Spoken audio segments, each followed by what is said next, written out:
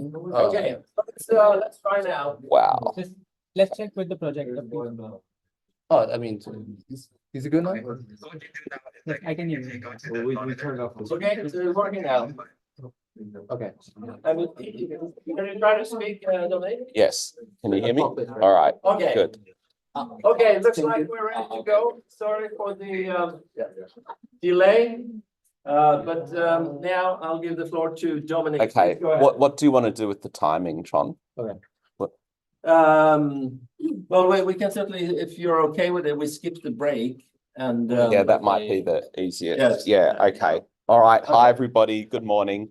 I think this is at least the 10th time that I've given this lecture. It might even be more than that. So it's evolved over the years a little bit, but it's always a pleasure to come and do it. As Tron mentioned, I've been a project client actually twice, and I've been a mentor twice as well. So I've seen inside the beast, and I'm still here. So it's all good.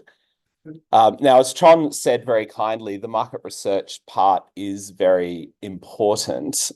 If you think about it, the project clients, they have people that can run numbers. They have people that understand operating plans and so forth. And I'm not saying that those things are not fundamental as well, but the one thing that they're usually unable to do is to have the kind of market access and resources to do research into the market that the team is going to give them. So from that point of view, I think that one of the key indicators of value that the project clients have is the market research part. So it's actually really important that you guys do that well. So that's what today's about.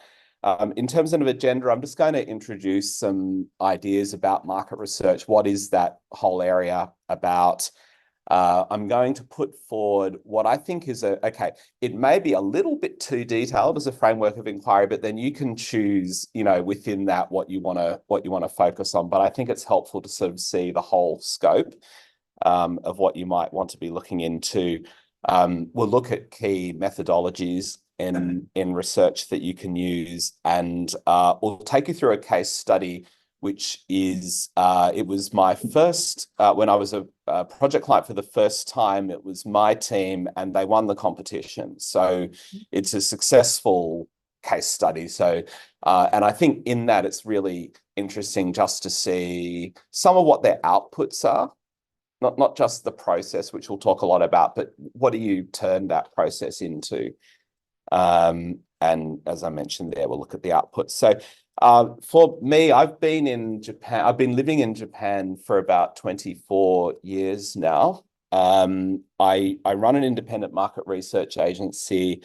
I have a number of businesses, and that includes bringing some businesses into the market as well. So as Tron mentioned, we're working on an entertainment concept, holographics concept, bringing that into the market. I've also brought software companies into the market, but our main business remains the business of market research. We're based in Tokyo. We are a multicultural team, so we have foreigners and we have Japanese on our team, which I think is very useful. We have about 35 people at the moment. If you know anybody who's interested in working in market research industry, you should talk to me because we're always looking for people. So we've been, and in one form or another, actually, because I did take over another agency. We've been going since 1989. So anyway, if you know anyone who's interested in the industry, let me know. So I couldn't come up with a better definition, I think, of what marketing research is than Wikipedia. So I'm just going to read it to you. So marketing research is the systematic gathering, recording, and analysis of qualitative and quantitative data about issues relating to marketing products and services. So is everyone familiar with these ideas of qualitative and quantitative? So you've come across that before. The goal is to identify and assess how changing elements of the marketing mix impact customer behavior. Well, there's many more goals other than that, but it's okay. We'll run with that. In terms of areas that my agency works in. We go from sort of you could look at it as being quite exploratory, unstructured work, which is things like, identifying trends and mapping out markets, to techniques that become a little bit more structured. So when we start to speak with consumers and respondents, we'll start to apply a bit more structure to those interactions as we go. So we may go from something which is like an observation style exercise through to something that's basically like a survey, which is a very structured way of gathering feedback. In terms of business applications, so we'll use market research to have situational awareness in the market. You may want to monitor things like, what's the level of brand awareness that you have in the market? What are your competitors doing? How are they being responded to? Very important aspect of market research is in surfacing opportunities. And it's not necessarily even just in terms of measuring stuff that's there. You may sort of look for pieces of evidence that can suggest that there may be some opportunity you can exploit. You use research to develop ideas. It's very useful if you do have an idea in terms of, let's say, as a product or service you would like to develop in the market. You can do that in what we call like a co-creative way. So you can work with representative consumers to help you hone and develop your ideas. And also testing is extremely important as well. So once you have a well-formed idea, then you might want to put it in front of people and you basically gauge a likely response. And we can do that sometimes with a lot of predictive accuracy. But it just depends on what the situation is. Like, you may, for example, test a piece of TV advertising, and that's an extremely well-developed, we have extremely well-developed testing systems for that. Or you may just, again, put it in front of a focus group of people and just get reactions. It's all good. And what we're doing in the JMEC program is it's going to be fairly small scale. So like you're working with limited resources and so on and so forth, but it's still very important to have those interactions. And then also monitoring performance. So for example, large advertisers like Unilever, they will track advertising awareness over time when they're putting campaigns for all of their brands on TV. That's a classic example, but there are many other things that get measured constantly, like customer satisfaction and so on and so forth. So that all comes into the market research bag of tricks. Very important goal of market research is de-risking. So if you do research, you are probably less likely to make poor or suboptimal decisions. The research can stop you making mistakes, actually, or at least give you a lot more awareness of what you're dealing with. In terms of the outputs, yes, market research can be descriptive in terms of, basically just giving you information, I guess. It can be diagnostic in terms of, asking the questions which are very important of like why, and it can be predictive at the same time. So these are three very important functions that businesses use market research for. So here's a very simple example of a descriptive output. So this is basically, we know that younger people these days are much less likely to buy cars or sort of be interested in driving themselves than they used to be. So we're looking at some data here that's saying from 2017 to 2019, interest in buying a car has gone from 46 to 38%. Most people who are younger who want to buy cars are using it to commute to school or work. And the percentage of people who are saying that they can live without buying a car has gone up even since 2017. So it's the old days where, young men always bought a car and like they drove their, girlfriend around in the car, or who knows what came first, the car or the girlfriend or whatever. It was very, very culturally important, right? But definitely when I was younger, it was like very, very important to have wheels, right? But this is really different. Now you've got, 55% saying they're intent on rental cars. So anyway, all of that stuff that I'm talking about, that's a descriptive exercise. I'm telling you what's going on in the market. So that's nice. But we also want to know why. So we ask here, I mean, it's not very sophisticated, but we're basically asking people why, or looking into why. So these hypotheses here, like it's, high maintenance cost, gasoline, parking lots, vehicle inspections, burden of car insurance, automobile taxes. So there are actually some practical considerations. So we're starting, so that's basically diagnostic, why are we seeing this trend? And then predictive here, we just have a question here in a survey that we run every year, where we're saying, only 22% of the Japanese population would consider a car acquisition within the next 1 to 3 years. Now, of course, when I look at that, you could look at it and say, wow, 22% are thinking of buying a new car. This is like really huge.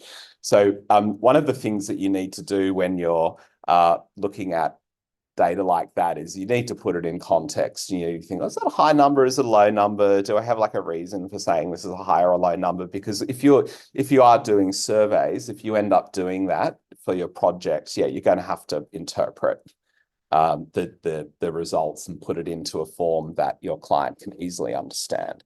And they're going to want it. What's very important when you're doing research is you need to really tell your client what your take on that research is. So you don't just say, here's the research, here's what we think about it, here's what we think you should do as a result of it. It's very, very frustrating if people just get facts presented to them. And especially foreign clients really hate that.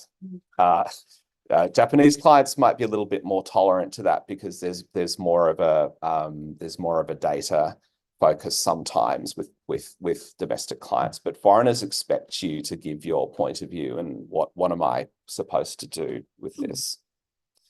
I like to say, I think research also has a social purpose because it's really the only time that most ordinary people, it's really the only time that most people have a chance to have any input into what gets sold to them or how things work. So yeah, it might be choosing the color on a package, okay, but it can be more significant than that. And we can look at, people sort of play different roles in the world of research and when we're going into these interactions. So they could be customers, the people who are already doing business with the company.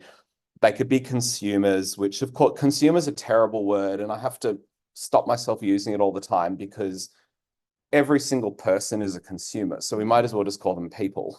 But they're just playing that role, right? So we call them consumers, and now the latest is we call them users, like when it's digital. Prospects, they could be people that you're interested in selling to, or citizens, right? When we do social research, the methodologies are really exactly the same, whether you're doing like commercial market research or social research, like they're very, very similar. Or voters, of course. So, political parties are interested in doing lots of work. And the company I first worked for in market research in Australia also has a very famous polling division as well, which is very influential on politics and who gets to stay as being leader of the parties and so forth.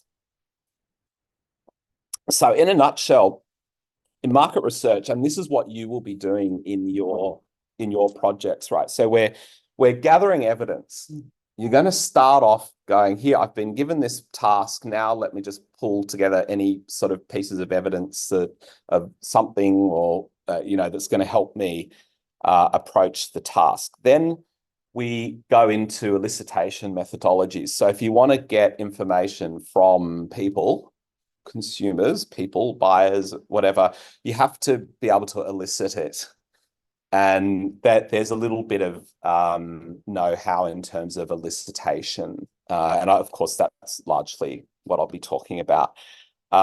Survey instruments too. So we're all familiar with surveys. We've all done them before. It's a key part of research. You have to analyze it, of course. So it's not just about collecting the data, you've got to analyze it. You've got to sometimes be careful not to get too much data and information together, because then it becomes unmanageable and hard to manage, and that you still have to have a coherent and a very succinct point of view. But ultimately, what we're doing is making sure that the decisions that we make, or let's say the recommendations that you make in the business plan or the plan you create, is made with reference to the people whose cooperation you're going to need to execute that plan. So yes, you can say, I need the cooperation of the client, right? If I'm putting the business plan together, so that can be very hard to get that sometimes. But at the end of the day, if you don't create a service that has a product or service that has relevance, people won't buy it. So we need to ensure the cooperation of the buyer by doing this work. Now, ultimately, you need to just functionally in your plan, you want to be able to show that the revenue assumptions in your plan are tenable. So the market research isn't really the cost side of the plan, it's more the revenue side of the plan, right? So you're going to go in and say, yes, we can sell X amount in year 1 and year 2 and year 3. And yes, there'll be certain reasonable rule of thumb assumptions you'll make, but you do want to have some evidence that, you do have a cooperative market there. So you want to be able to show some life in the patient, so to speak, in terms of, their people are going to be really, really able to engage with what you want to do. So you need to show, essentially, yes, your strategy is going to connect to primary demand. There is a need and an interest in what you have to do, and you have to show some evidence about that. So in order to do that, you need a comprehensive understanding on the market environment. You need a clear understanding of your buyer profile and what their needs are. And you need, like I'm saying, some evidence that the buyers you target are likely to engage with you. So I think this is probably a reasonable approach. You might think in terms of sort of how we start. So when you start off, you really want to get like a 30,000-foot view, and you're not going to know anything, so you're just going to be starting to look at big picture and what seems to be going on in the market and so on and so forth, and gathering. That's a very evidence gathering based stage. Then in the second stage, you're going to be looking at exploring more in depth, about the issues and the drivers, how buyers making decisions, what's important to them, so on and so forth. Then you're applying the learning, and applying the learning is, there's a summarization and synthesis of your research, but you also need to look at what the client's capable of doing, and to come to sort of like a reasonable outcome. So because the client can't always deliver on what you see as being the opportunity or that primary demand there. And then you might then go back and out of the, let's say, here are the potential strategic directions we might like to take. We might like to go back in and get some evidence of what is the optimal strategy. So you can then go back and do research. So what I'm saying is you do a bird's eye view, you get a view on the market, then you speak to the people in the market who are making those decisions, and then you analyze that in terms of what you think the client's capable of doing, and then you might go back into the market and say, well, what about this? What about that? You might go back to people that you've spoken to earlier and say, okay, what if we did this, or what if they did that? And then you can demonstrate that you've looked at different alternatives, or you have some evidence that what you're doing is going to be good. So don't freak out at this chart, but this is like a framework, if you like. I think of what, if you're doing a very comprehensive job of your research, these are the areas that you should be looking at. I will go through each one, but first of all, we have to always be aware that at some level there's a society and there are trends in the society, and Japan's a particularly interesting place to be at the moment because we have this very interesting demographic structure. There is actually no society in the history of the world that has had a demographic structure that looks like Japan's, where you've got you've already got, you know, almost a third of people who are over the age of 65. And this drives a lot of these what I'm calling here mega trends. So I guess I'll go into that in a bit more. Am I missing? I think I might be missing a chart here. Oh no, here we go. No, I'm not missing a chart. Okay. So why is society important? Okay, because your buyers are always being shaped by the outside world. So they're not only shaped by what we choose to as marketers or you know, owners of brands or bringers in of businesses or whatever it is, where it's not only about what we do, it's about also what's impacting on them in the outside world. So in recent years, you sort of hear much more about people who are cultural consultants, and they deal in areas like semiotics and so forth, which are designed to help you understand the forces that are working on your consumer, or in fact, sometimes the stuff that your consumer's not even aware of yet, but 2-3 years down the track will come to impact on them. And so these are all things like, it depends on okay, if you're selling, you know, gas turbines, you know, maybe it's not so important. But even business has its cultural element. But yeah, things like, you know, fashion, lifestyle trends, technology, blah, blah, blah, all the things on those lists, kind of like, of course, the stuff that's fun to talk about and think about. It's always very interesting. These mega trends we might want to look at, yep, they all relate to the aging of the population, in fact, ultimately. The changing world of work, we saw that obviously during COVID, that there was already changes in the world of work in Japan. So we all know about Japan's interesting working culture and so on and so forth. And there's been a lot of change in the last few years. But of course, if your customers work, that's something that you know, to be aware of. Women power, of course. So the role of women in business and society, there's a lot more focus on that. And in fact, the participation rate of females in the workforce in Japan is higher than the United States now, which is kind of really interesting. But the proportion of management, the proportion of females that are in manager roles in Japan is like it's almost the 90th in the world or something. So like but that's changing. It has to change because of demography, and that creates opportunities. Internationalization is also part of this trend. And of course, we're all, whether you're Japanese or foreigners, we're all part of that trend to internationalization. JMEC's very, very much a part of that. And also generational dynamics, or aging and the impact that has. So you may want to, just as I say, that 30,000-foot view, just step back when you get your brief and think, okay, well, is there anything relevant that we might want to think about any of these trends? And it's actually quite a good way of getting rapport with the client as well, to put their opportunity in the context of wider things. And then, of course, you know, the last mega trend there is issues to do with sustainability and so forth. This is an example of just a very quick dip into some work that we did for a fast food client a few years ago. So when I'm talking about cultural stuff, like, this is how you sort of like put that in. So we basically said, okay, here are the things you need to think about when you're talking about food in Japan. So there's aesthetics, it has to look good.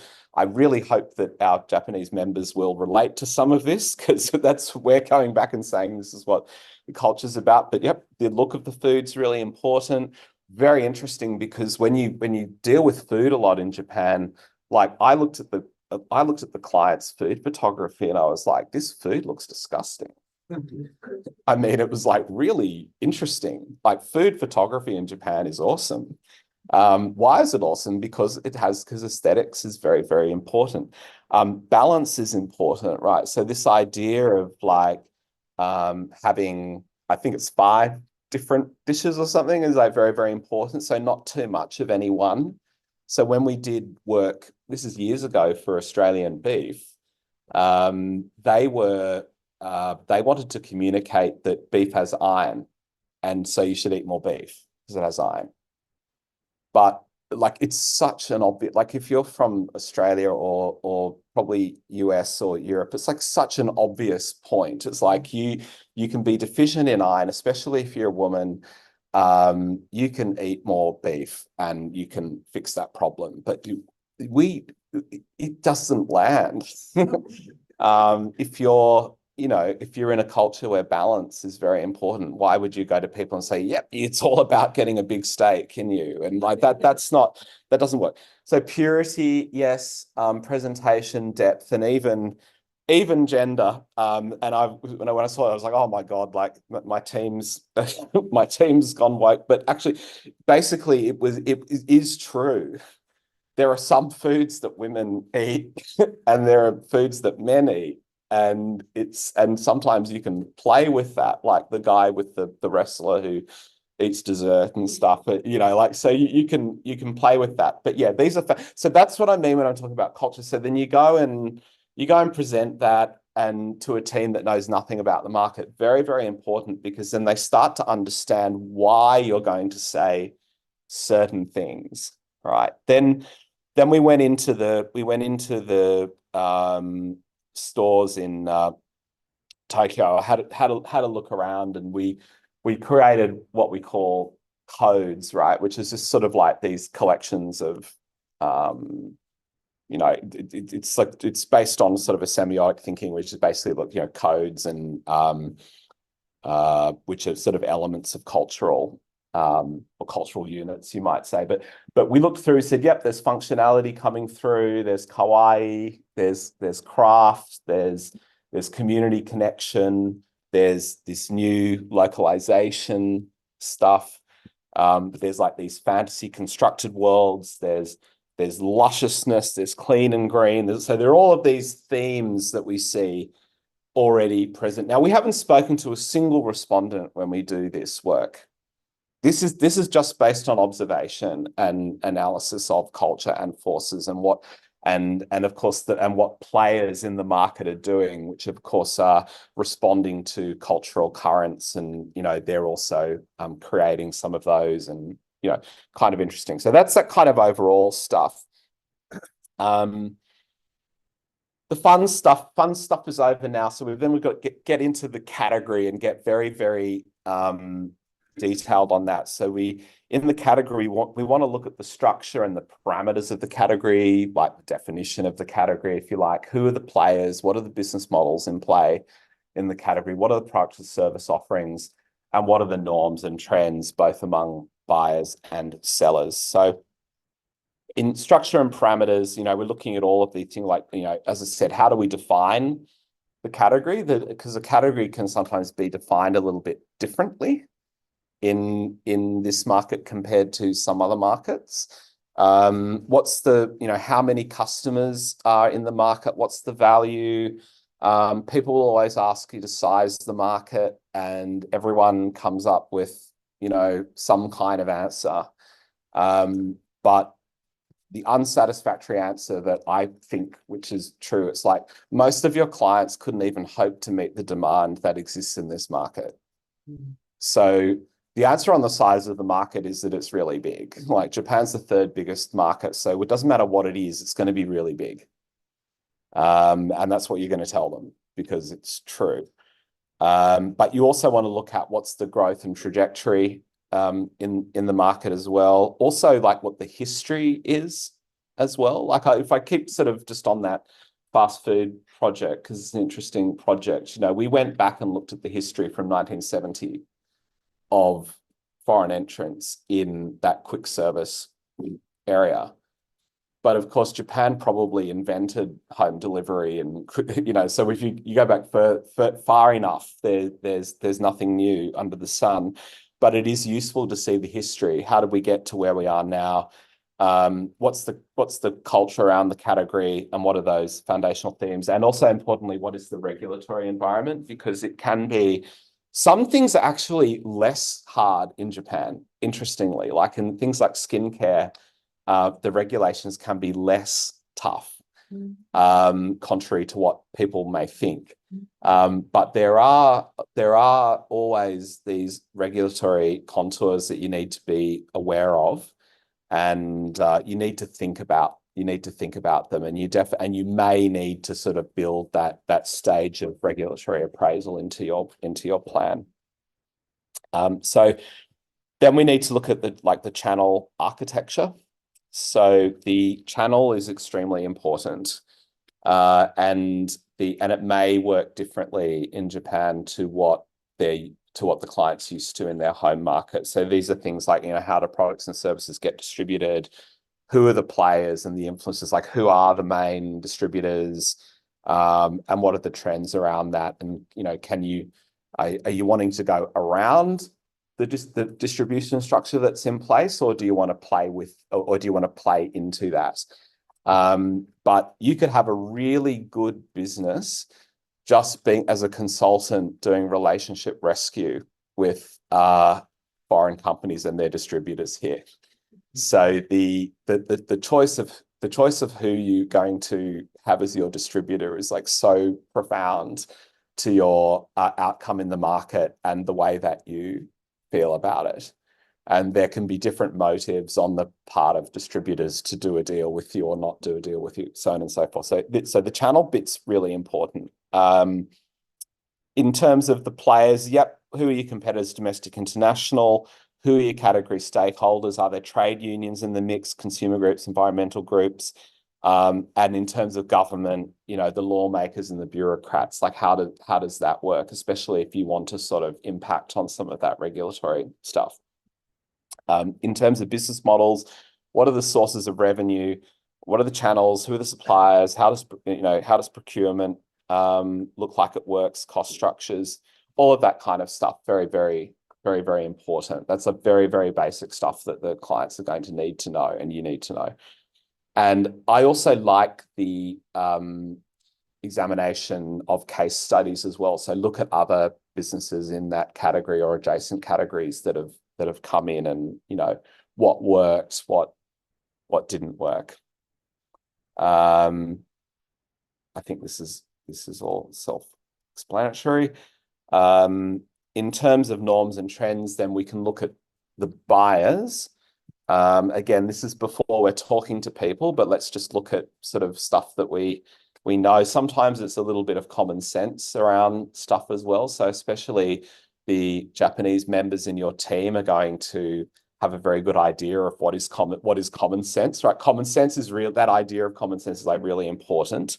And it can be different to common sense that may exist in the US or Europe.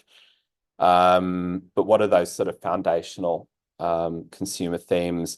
What are the buyer trends? So what are the dominant trends that you're seeing in a category, and what may be a little bit less apparent, but you can sort of see bubbling up, and people always love it when you find an emergent trend there.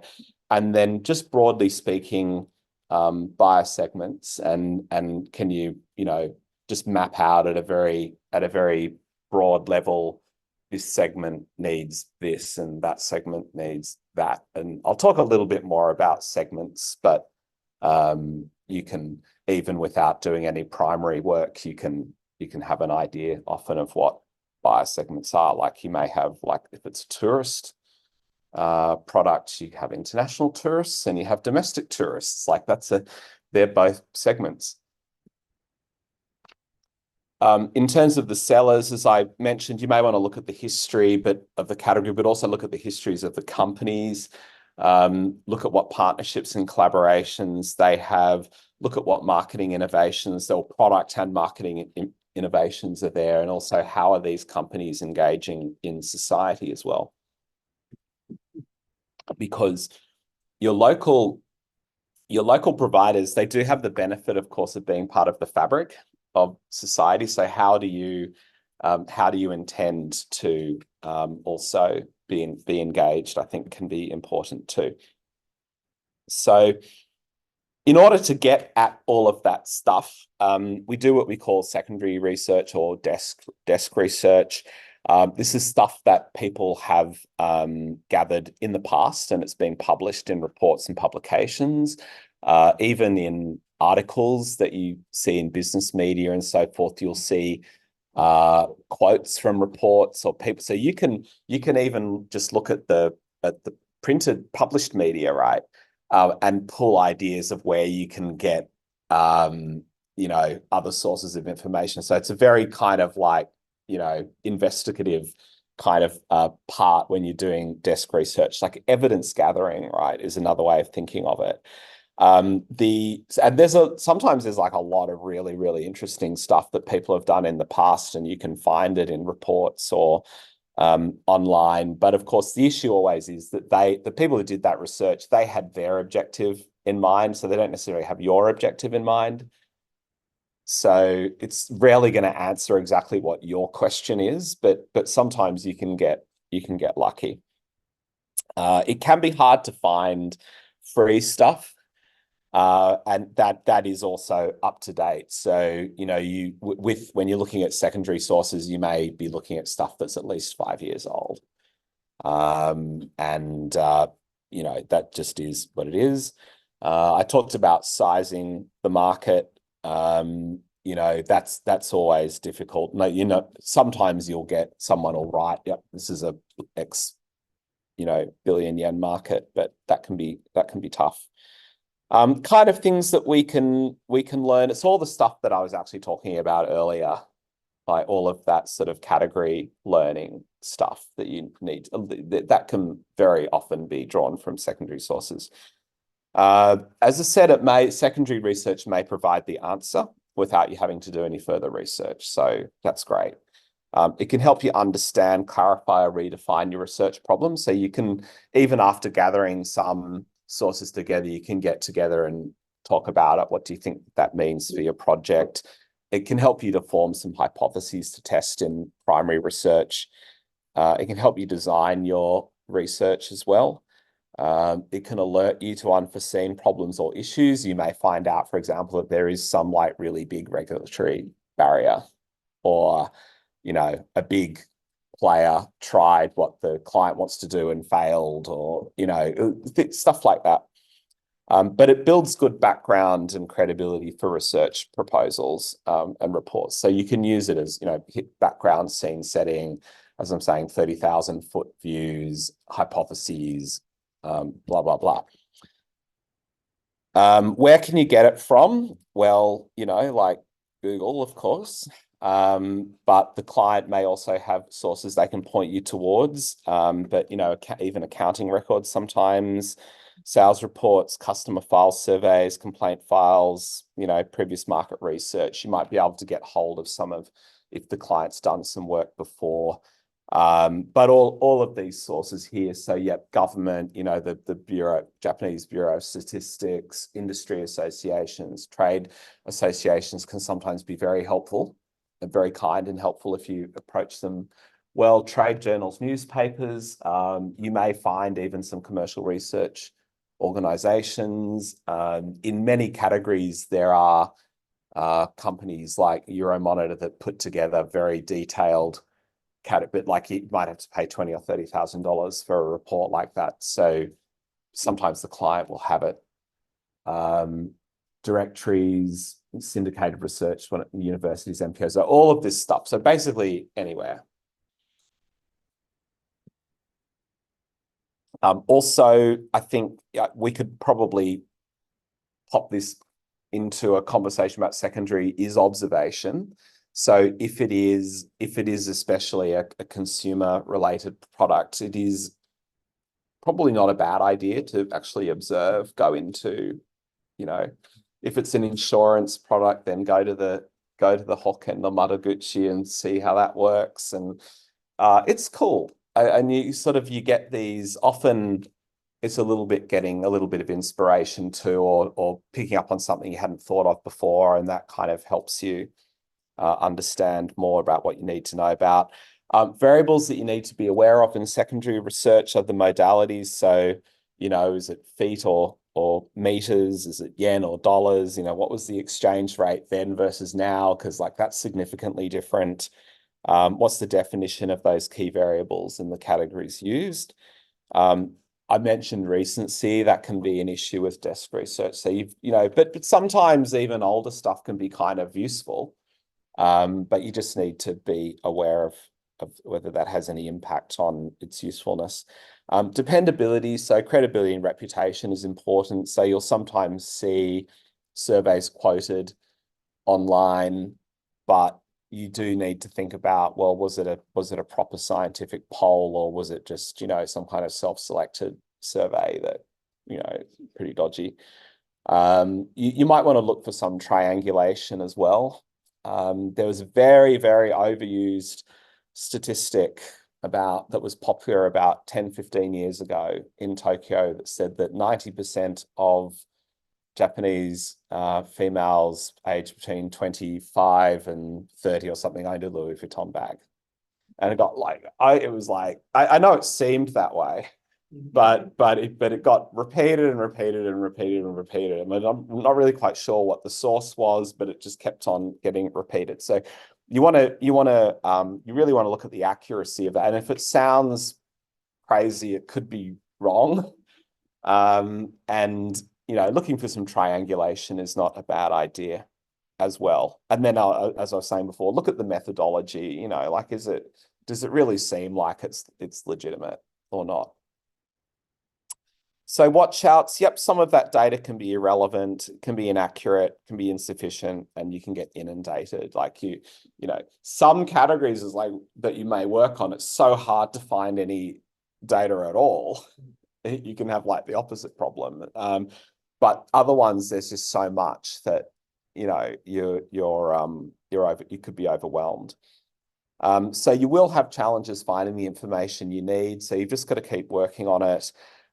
If you are sort of sourcing that data from people that you're speaking to, like always get referrals to who else do you know who might be able to help us. Government sources, call as much as necessary to find the correct. So like, you know, just be persistent. And be careful. I mean, this is actually a really old presentation. Like, be careful of information on the internet, but actually, you still need to be careful of information on the internet. Now, as I mentioned before, like secondary research is not going to answer your questions directly. I'd say it's useful to give you a feel for the market and to spark early hypotheses.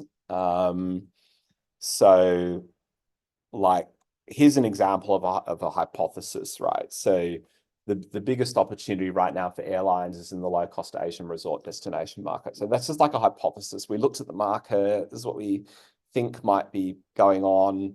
It might be sort of at the level of where the client is. Oh, we think there's a market for this in Japan. We think the market might be this. That's a reasonable example of hypothesis. Or there's room to introduce a male grooming extension to our established female target brand. Like, for example, like they're just things that might be true, things that may be reflective of a real opportunity. Now, I'm going to just dwell on this chart, but I want to make sure everybody has got this. So actually, when you're doing desk research, it's also very useful to pair that with interviewing people who are experts in the category. And it's actually quite useful to do it around the same time. And I'll talk about, how do we interview people and that kind of stuff. But you could, if you have someone who's an expert in a category, so like who would be an expert? Can anyone think of an expert in category? Audience participation time. Give me, who's an expert in a category? What type of people would we be talking about? Maybe taxi driver in terms of like tourism. I love it. Yeah. I'd consider them to be really interesting respondents. Yeah. Any other ideas on who an expert might be?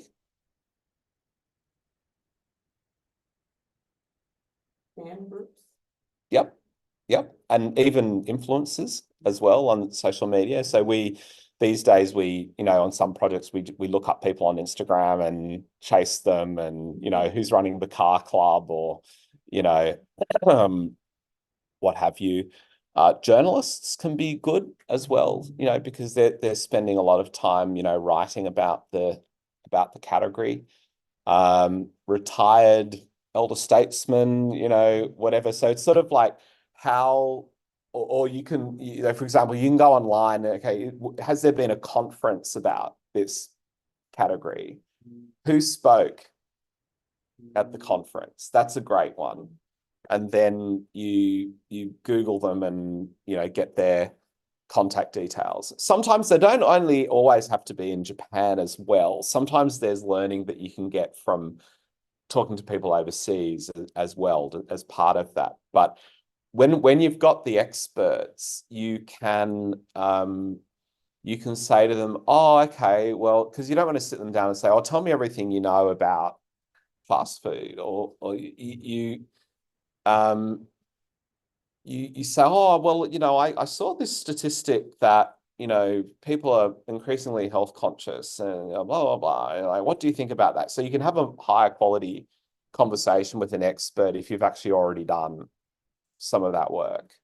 But then you can also, when you're speaking to the expert too, they may direct you to other sources. You might say to them, oh, where do you think I could get more information about that? Or who's a really interesting person to talk to in the category? So when you're getting that sort of overall category understanding, you can also talk to experts about the users and or the consumers or the people or whatever it is. You can get their point of view on stuff as well. So even though it's like one chart, I actually do want to belabor the point that you really do want to find people who are really category experts and people who are very and I'm perfectly fine with taxi drivers being an expert because like they kind of are. But yeah, so just that would be, I think that goes at that sort of, category understanding bit. So then we want to look at the buyer in the category. So we're talking about, here's the category, here's how the category works. Now we want to look at the buyer in the category, like who are we selling to? And like I said, you can get information on the buyer from the experts and sometimes from secondary. There'll be hints, there'll be strong opinions possibly as well. People might sit down and say, well, let me tell you how this works. And people in Japan, blah, blah, blah. But it's also, I think this is the point where you want to actually start speaking with some buyers and getting some of that insight from that. So this is where we start talking about primary research. So this is defined as research that you design and carry out yourself to address a current issue. And it's broken into two main areas, which is exploration and measurement. But actually, before I go on, I just want to make sure, did anyone have any questions about what I was talking about with secondary research or desk research? Are we all? I actually have like tons of questions, Mm. but to start with, Go for it. the problem that I often run into when doing research is having confirmation bias. Mhm. And something also called like survivorship bias. So you don't really, you're focusing on the wrong thing. Mm. And then, so that's the first question. And the second question is, sometimes I often find conflicting data Yes. and I don't know which one to believe in. And then, Yes. and then the third question is, what's the third question? It's like often those data are very centered on the US market. Mm. And it's really hard to find global market or like local market, like especially Japanese market. So I wonder if you have any experience, like when you're doing Japanese market research, like instead of using English, use Japanese to do the research. And there'll be a big difference, right? Yes. So what's your take on like this? I feel a little bit sorry for the local members in your teams because they get put a lot. They have to do a lot of that type of work because it's all in. Sorry about that. But yes, and I think that issue about conflicting findings is you're just going to have to, you know, just hold that out there, I think, as part of your overall analysis. But then when you start to do more when you start actually speaking to people, you might find there might not be as much conflict in those ideas, and then you're going to have to decide. And you know, you can sometimes choose to go with the evidence that like supports what I mean, not in an unethical way, but just in a practical way. It's like, okay, yes, we know that there are conflicting ideas, but hey, based on the work that we've done and the people we've spoken to, we think that this fact is supportive of what we want to do, even though there may be some other different points, some other data points that make, you know, we're aware of the risks that we're taking in making that recommendation. Yeah. There's a comment here on online, so I'll just read it to you. There are so many data and information in society. It's like finding a needle in a haystack. It's almost like you have to use your sense of creativity and proactively narrow it down based on your certain criteria priorities. Is there an effective and more scientific way or framework to narrow down, or which helps in decision making, stage 2 to stage 3 in the process you've shown? Because in this process, I assume we easily get lost in the flood of information. Yes, it's about curation. And you may, in fact, you know, one of the teams that I was advising this year, they were like, you know, I think the issue of ChatGPT came up, and I was like, go for it, guys. Right? Like, why not? You know, sometimes that can help organize and structure. You know, there's all sorts of ways you can use it, but you still need to come back to an evidence point, right? So but anything that helps you curate, I think, is really important. So you need a good filter to say, yep, this is unimportant, this is important. One thing that you need to be careful to do when you're doing your, just in the process of putting your plan together, is maybe not spend too much time on the desk research. I know that sort of sounds like counterintuitive, because I'm saying like, yeah, this is really important, you've got to get all that stuff, but you could get stuck, and then you might always go back to it, you know, based on other stuff that you learn, and it may mean something very different. Those facts that you gathered may mean something different to you as you over time. So you got to keep moving, right? So just that's, well, you want to get to the point where you're talking to people and like talking to those experts. Yeah, well, that's actually primary research. But you want to start that process really early, because you don't want to run out of time. And yeah, it's always harder than you think. So just assume it's going to be harder than you think to find the right people to talk to. Okay. Yeah. Just one more thing. You mentioned about triangulation earlier. Yes. The importance of triangulate your data. I think there's probably some or many who may not understand that. Oh, okay. Even though they haven't. Well, it's like, why don't you get, it's like what journalists are supposed to do, which they often don't, but basically don't just report something because someone told you that, or this was like hearsay in one article or whatever. Let's try and find more than one person who's saying the same thing or similar things. So that's what I mean by I guess, like, yeah, exactly. And yeah. I guess it's a triangle. Like I found here, and like here I am, and then here's another one, and do they agree with each other? That kind of thing. So don't just run on one juicy fact that seems really interesting, like 90% of office ladies own a Louis Vuitton handbag, right? You might want to.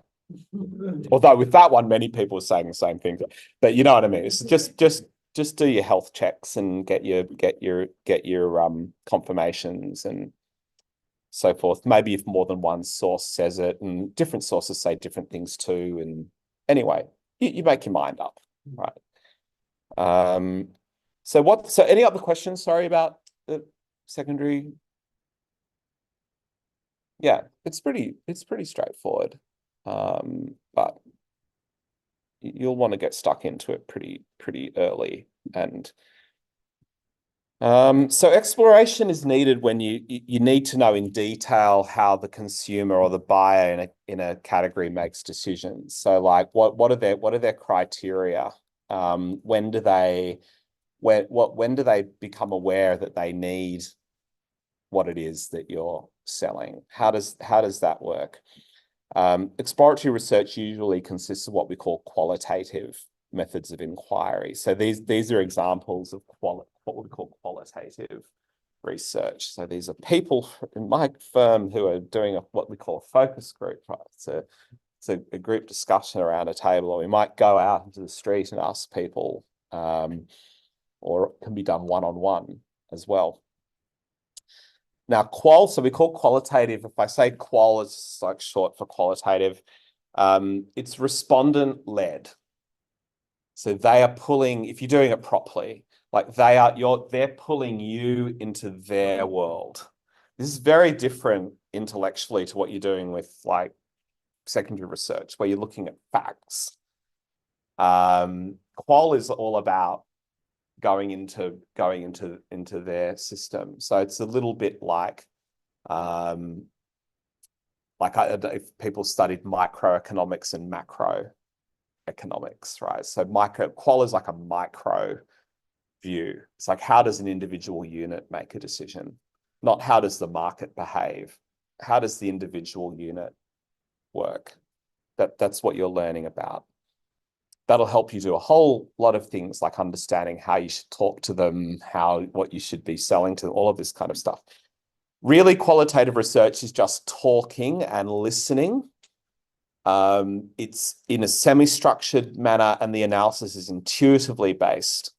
So that's why a lot of people are a little bit suspicious around qualitative research, like how reliable is it? And I'll address that.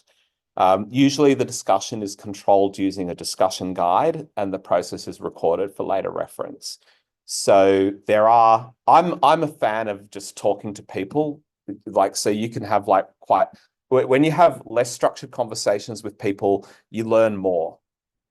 The moment you set the frame of reference for the conversation, your opportunity to learn new stuff diminishes.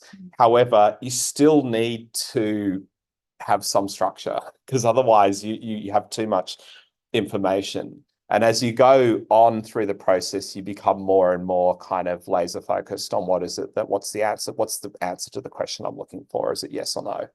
But at qual, it's not yes or no. It's like, oh, tell me about, like what's going on in your life right now, what's on your mind. That kind of stuff is a good way of getting in there. So we use a discussion guide. So the discussion guide is not a questionnaire, but it is it's a list of questions. There's a whole bunch of resources, I think, that we've put on Kenja, isn't it? So yeah, so you can look at that, and you can look at sample discussion guides, and you can look at, like, honestly, there's no way I could go through that in a 3-hour lecture, but it's all there. So you've got samples, and you just emulate it. And it can be done in a wide variety of ways. So we can do qualitative research in people's houses. I've spent a lot of time personally in people's houses in Japan doing research. It's amazing some of the things that happen in people's houses and things that you see. When you're sitting on the floor too, you get a good idea of how good they are at cleaning. And anyway, it's interesting. It's interesting. So yeah, but you can do it sort of informally, or you can get them into an office. We have a focus group room in our office in Tokyo with a 2-way mirror, and you record it. So it's still it's still relatively unstructured, but there's a little bit more formality around that as well. And there'll be reasons why we do it like that. Here's just some example of an output here. This is some work that we did in the sustainability and climate change area, where I won't go into the methodology per se, but we just like the output is like a set of values that we, after doing 8 2.5-hour focus groups all around Japan, this is what we think are the core values that we saw in people. So being accountable, being a good citizen, valuing every moment, etc., etc. Sometimes values are important. And I think someone had my values segmentation on their screen, I saw. Yes. So values is an interesting part, but it's a little bit too big picture for what we're doing in JMEC. But this is a little bit more, these are just themes that we pulled out of series of focus groups that we did. It's in the food area. So we're just looking at themes that people hold to be important around that category. So things like origin and provenance, safety, variety, taste, brand recognition, nutrition, lifestyle, and we've basically just mapped them on a continuum for like what's really foundational in the category to what's more emergent. So in terms of methodologies, depth interviews are held one-on-one. So you can do a one-on-one qualitative interview with somebody. They're great because you can hold them anywhere. They're quite easy to recruit and organize because you only have to organize one person. But you can cover issues in depth like purchase journeys. So if purchase journeys is part of your project, and I think you have a lecture on journeys. Yes, they already have the customer journey. Yeah. So you know all about that, but journeys you can, you have to get it one-on-one. And you can also use depth interviews if it's a really confidential topic. Or could be some personal issue or a health issue or something like that. But also for corporate respondents, they may well not want to talk about their business in front of people who are from the industry as well. So when it's sensitive, doing one-on-one is good. It's idiosyncratic to the person involved, but the one-on-one depth interview is really good for detailed understanding. You get a lot of detail out. So yes, you can map out a purchase journey in great detail. But the problem with the depth interviews is that if I do let's say if I do 20 depth interviews, let's say that depth interview was like an hour long. I've got 20 hours and I've got 20 different points of view. And that may be great, but it can also be a little bit of a problem as well. So like you can just generate too much information and you go, well, is it that person or is it like is everyone like that? Or, and you can, when you do a lot of depth interviews, you might even start to hypothesize some segments. Oh, these people are all like that. And these were a little bit more, these are a little bit more safety conscious. And so we call them our safety conscious buyers. And these might be a little bit more performance oriented buyers, whatever. But it can be hard to pull it in together. So focus groups are useful. They can be, well, put it this way, doing depth interviews and focus groups, doing it both can be quite good because the focus group can sort of pull into a more sort of common ground point of view. So that there are characteristics of a group discussion that people will sometimes criticize and say, yep, this is like a group think, or you're just getting out the party line or whatever. But actually that could be quite useful sometimes as well. You need to sort of bring something into like a common point. Now, a focus group, typically it could be 6 to 8, but 6 to 8 is a little bit probably in foreign markets. More people will have they tend to be a bit smaller in Japan. Typically they've needed a venue, but when Corona came, we started doing it on Zoom and it works really well. And Zoom is like really, really makes it much easier to do group discussions. But you do need to have a good moderator for a group discussion.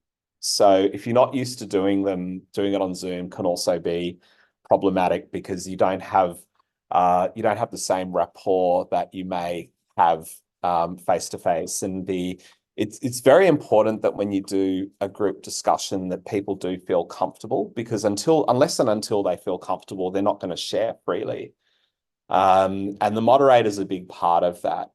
So if you do get to do a focus group, right, you're not professional moderators, that's okay. But just be aware of the fact that everyone's got to be comfortable, everyone's got to be heard. You've got to shut down the more dominant people in the group. You may want to look at things like not mixing up males and females. It depends. It just totally depends. But sometimes men shut down when women are taught, because men can in Japan can sometimes not be very verbal. And women, so you just got to be aware of those dynamics and age dynamics too. There, if you're a foreigner, we may not be as sensitive to the age and generational issues, whereas like small differences to us may be a lot more significant. So sort of how you curate those groups out is important. So of course, in a group, you can't cover the issues as in as much depth as you can in a depth interview, but you can surface more views. And the group dynamic, as I mentioned, adds value.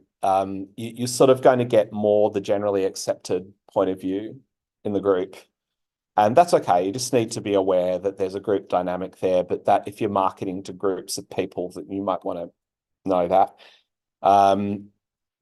I think groups are better for reviewing what we call concepts. I'll talk to you in a second about what I mean by concept, but having a group to appraise something can be better than having one person, because the consideration set gets enriched from the group.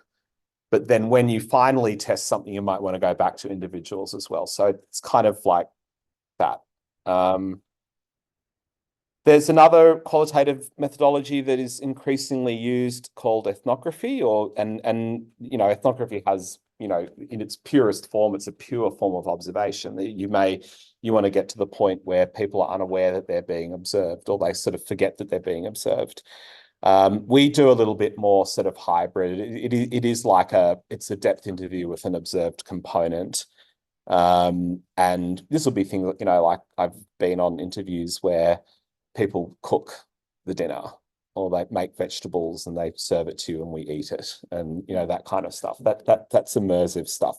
That can be cool. That there would be some projects where that could be useful. We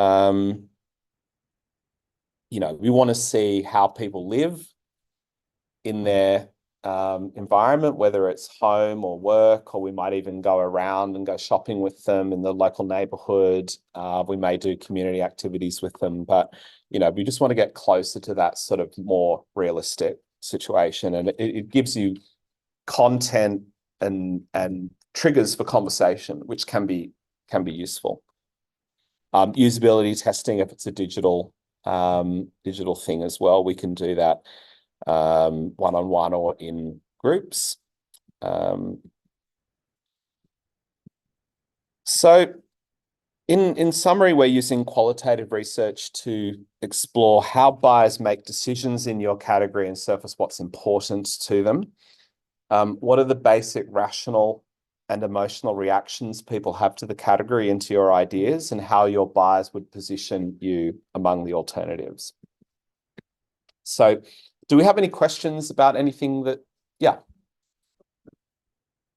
Do you think that depending on the business case, like if it's business to business or business to consumer, you will use more qualitative or more quantitative, or you will select depending on the business case? Well, is there a way to know which one will work? Here's also a very practical consideration. So if it's a B2B concept, you may not be able to find enough respondents, even if you did want to do a survey. So you might end up just with a qualitative, just the sample size might dictate the methodology. So I think in practical terms, that's probably even more important than the methodological sort of, like, those factors is literally like, can I get enough people to have a statistically reliable sample to do a survey? But having said that, I would say this, and everybody ignores me every time I say this every year, but like, don't do a survey. Like, don't go in and do a survey as being the first thing that you do. So you all, like, don't just don't. Like my team, the team that won the competition that I'm going to show you later, they after I said I don't want to see a survey, they showed me a survey. Here's what we're going to do in the research, and I was like, just put that object away. Like I don't want to see it. You know, we have to do exploration first. It's very, very important that you do that. So the qualitative should come first regardless. But even when you move from exploration to measurement and testing, you may still only be able to do that on a qualitative level of sample for your project, but it won't be any different in, let's say, for commercial projects as well. So when we talk to doctors, for example, like we can't get large samples of these very specialist doctors who are working on exotic diseases and so forth. Like it will always be something like a focus group level. Yeah. Maybe a technical question. In the focus group, generally in Asia and more so in Japan, there is a tendency people will not really answer questions or will not volunteer information unless they're asked. How do you overcome that? I mean, it's a bit technical, but yes. Well, we have like, I mean, so that example on values is a good one. Like you can't just sit, people don't just sit there and talk about their values, right? So you can use, in that particular project, we had like 100 different pieces of stimulus that we used. And so we basically thought, here's every potential, every value-based theme we can think of. And literally we put them around the room and then we get people to pull them off and then they talk about them and then that sparks the discussion. So you do need sometimes to help it along a bit with some stimulus or, yeah. If you're in Osaka, it's different from Tokyo. Like I really mean, like people talk a lot more in Kansai than they do in Tokyo. It's like really quite funny. Yeah, so and I think a lot of that has to do with the moderator as well. So a good moderator will, will be able to draw stuff out of people. So it's an art. It's not a science, but there are different things you can do. Yeah. So any other questions about that? Yeah, as I said, there's resources on Kenja as well, which are a little bit more detailed, or you can go on YouTube and how do I do a focus group? Well, there's all sorts of things now that can sort of help you to do that, but definitely do your qualitative before you even think about doing anything else. And from your experience when doing qualitative research, what is the best incentive for people to participate? Is it money or is it? Well, in my firm, we pay them. But I think the process can be, well, a lot of people enjoy sharing their opinions. And so there's a value that comes from the experience itself. If it's an area that the buyer values as well, they're going to be more likely to cooperate as well. So when people are engaged in a particular topic or that it's important to them, they're usually quite willing to come and talk about it. But if it's a very boring topic and you may have to use all of your charm, and I don't think you'll have that much money, but maybe you can, if you do it physically, maybe you can feed them or, yeah, so you just have to be creative about that, I think. How do you tell people's answer honest, or they just trying to please you? Well, you look at getting a range of answers. Like, so qualitative is about it's not about getting a definitive answer. It's about here's the range of things people are talking about. So here's the agenda, if you like. Like, here are the types of things that people say.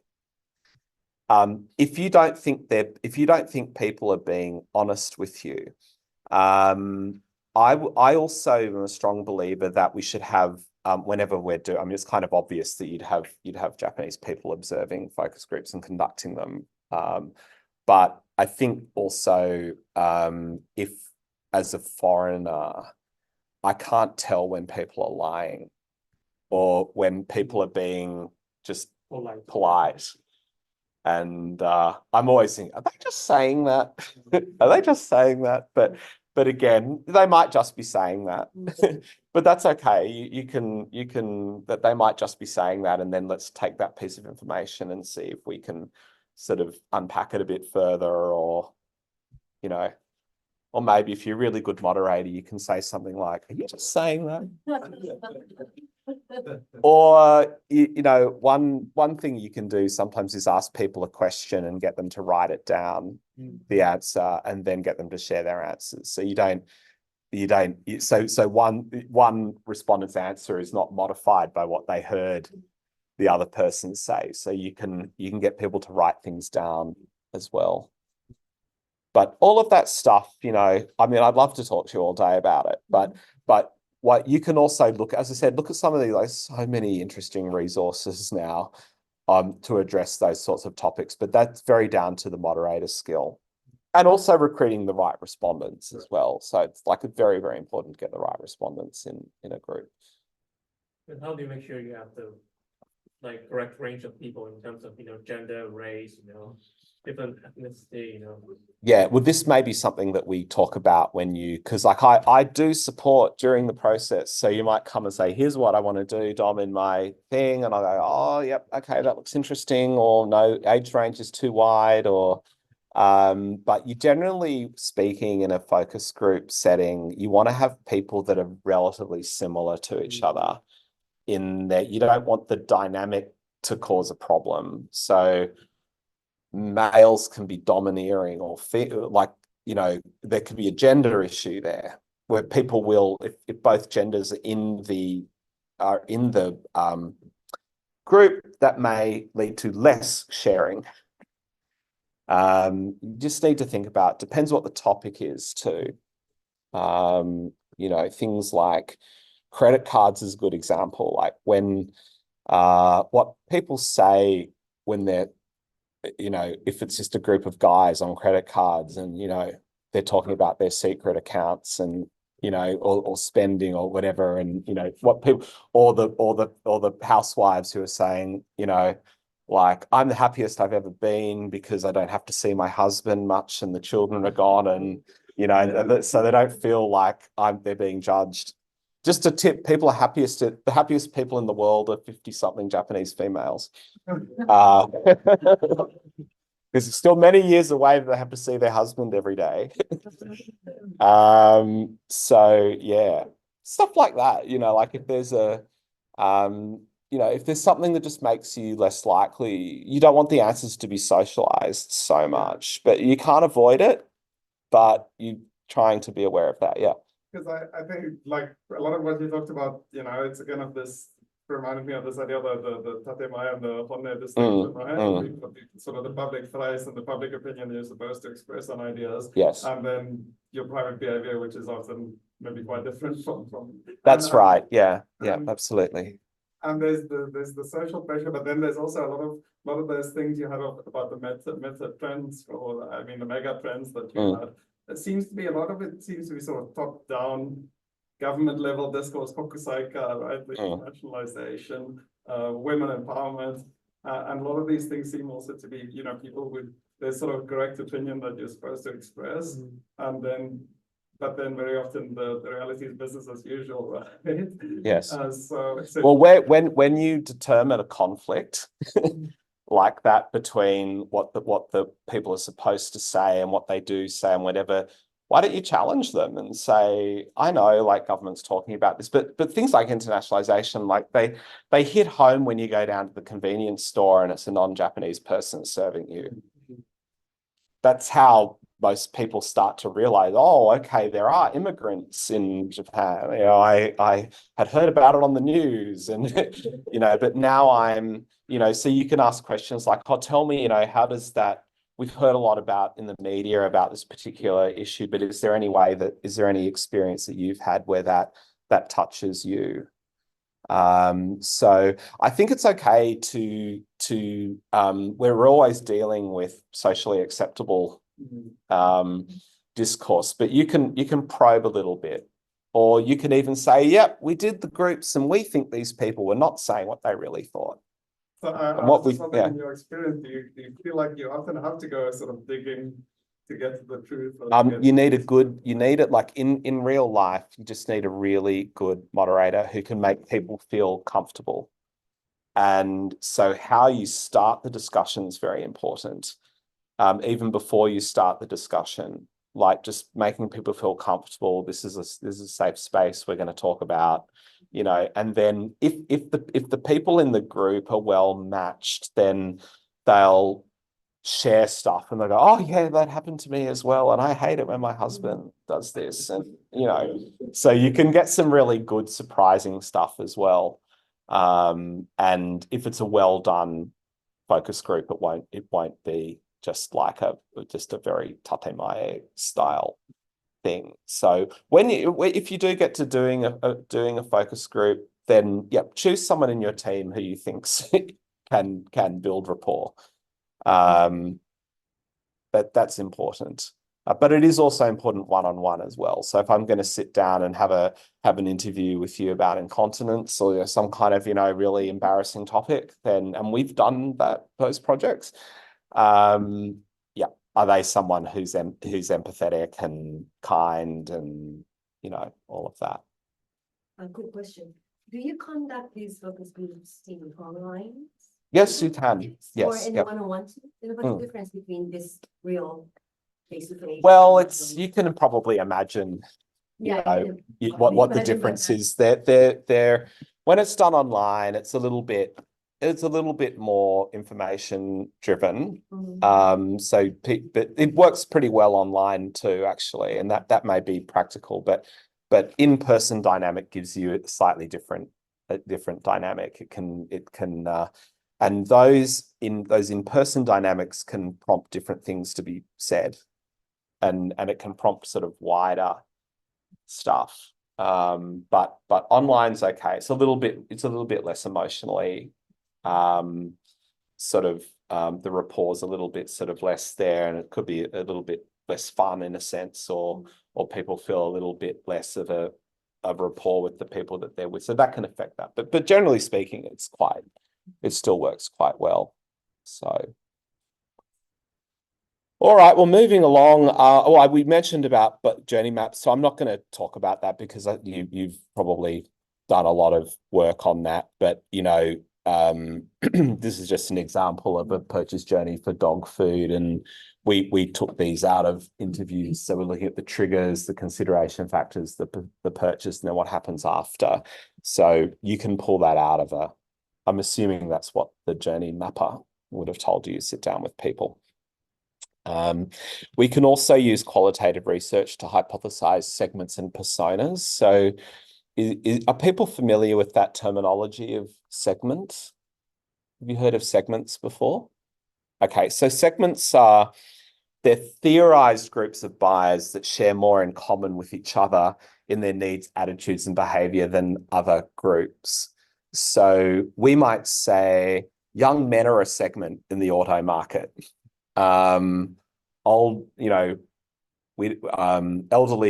widows are another segment. Now that's like demographic segment. So demographic is based on like observable characteristics like sex and age and that kind of thing. But we often in marketing will create these more psychographically driven segments as well. So there might be young men who are what's the right word? They're players, or like they're young, or they're you got that instantly, right? So that's a segment, right? You get that. They're like young men who have certain characteristics, or you could have like young nerdy men, or or women, girly girls, or whatever. Like they're kind of like you're getting more into sort of like segments. So if it's insurance, it would be people who are like well-planned planners, or people who go with the flow. They're segments. They can be the same age. There's a meme going around in the market. In fact, I have to include it in the presentation for next year, but like it shows a picture. There are two people. There's like a rich Englishman. They're both 70. They both live in a castle. They you know, blah, blah, blah. And then you see one is Prince Charles and the other one's like, or King Charles, I should say, and the other one is like Ozzy Osbourne.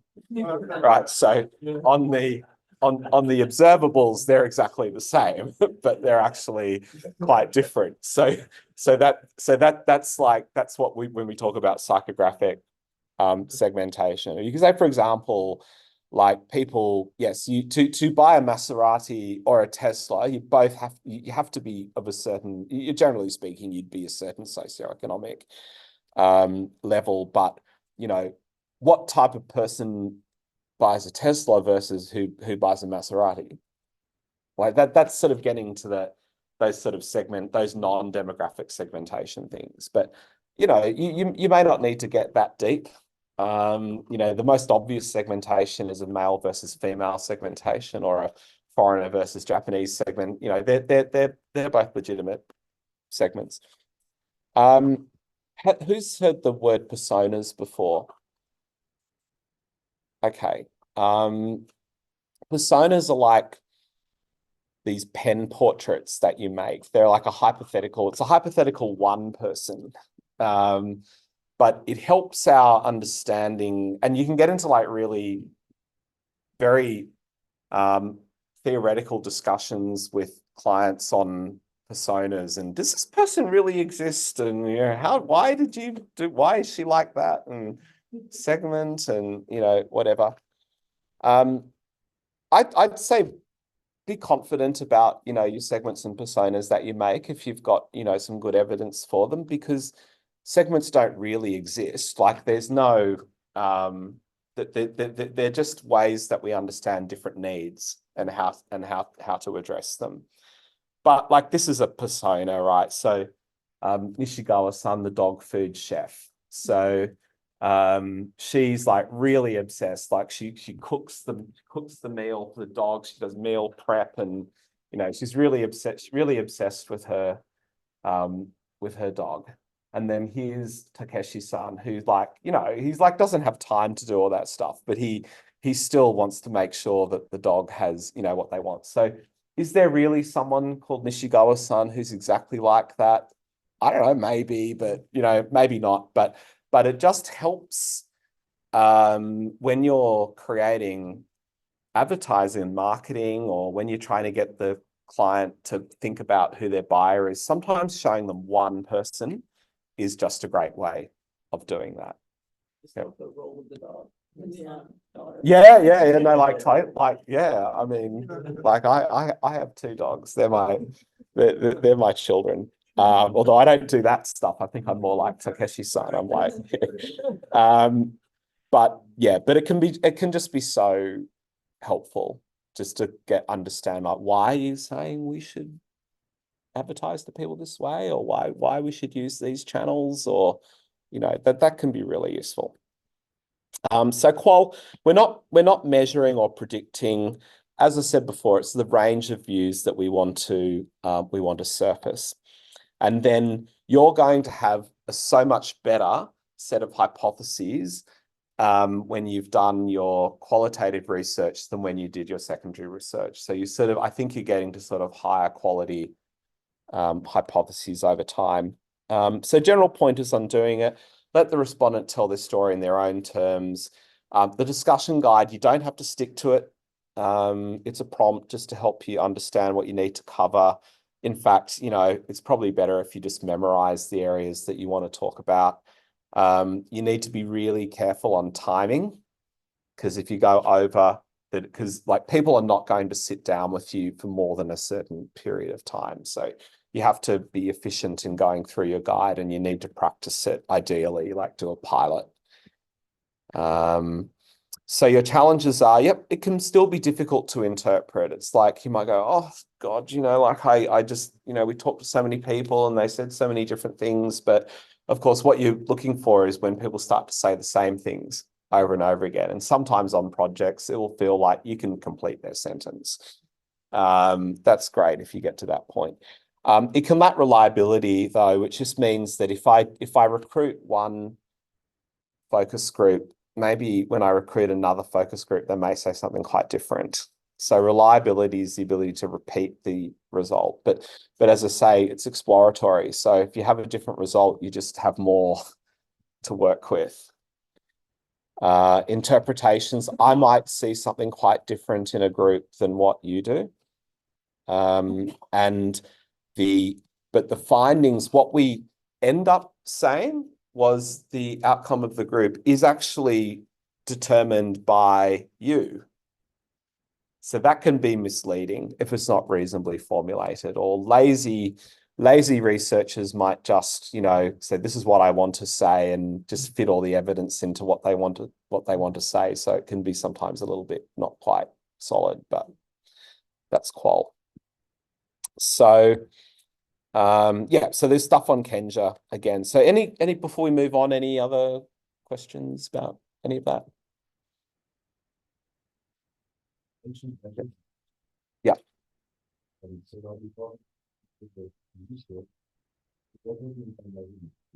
I'm about to tell you. We're going to get there right now. So yeah, but good question. Right question. And I think we're okay for time too, but we won't have time to break, if that's okay. Yes, no, I think that's fine. So please go to the bathroom. All right. Whatever you need. Yeah. Maybe I'll have to run out some anyway. But then we're going into, okay, so we've looked at the category. How do we get that information? How do we learn about the buyer? Okay, that's great. So we're at that point. Then we need to know about, okay, you, the buyer, and the category. So how are we pulling this all together? Now, I'm not saying there is not a measurement stage you can do on buyer stuff as well, but I tend to put it a bit later in the process for your projects. And I'll explain what I mean. But what are we looking at when we literally say you, the buyer, and the category? So we're looking at the product or the concept market fit. So how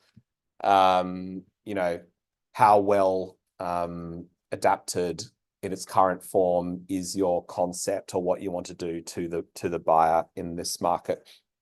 We're looking at targeting, positioning. We're looking at the marketing variables, or the 4 Ps that some of you may have heard of before. And then we're looking at honing and optimizing.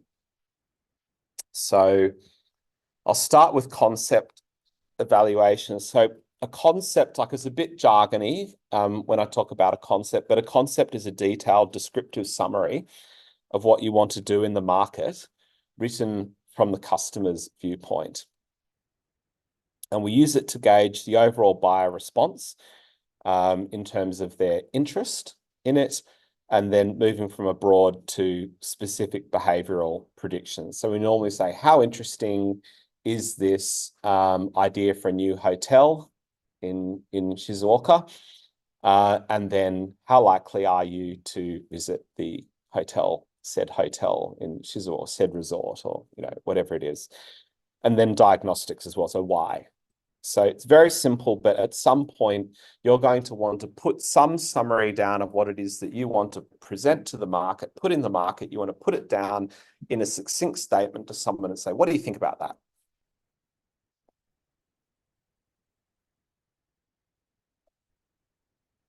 So targeting, I talked a little bit about segments and personas. Targeting involves which of those sort of segments or personas you envision as your buyer, and what do you want to build your marketing strategy around. So let's say it's someone wants to build a log cabin resort with outdoor round bathtubs and kind of like something that's sort of outdoorsy, glamping-ish, that kind of thing. So my segment's not going to be the luxury lovers.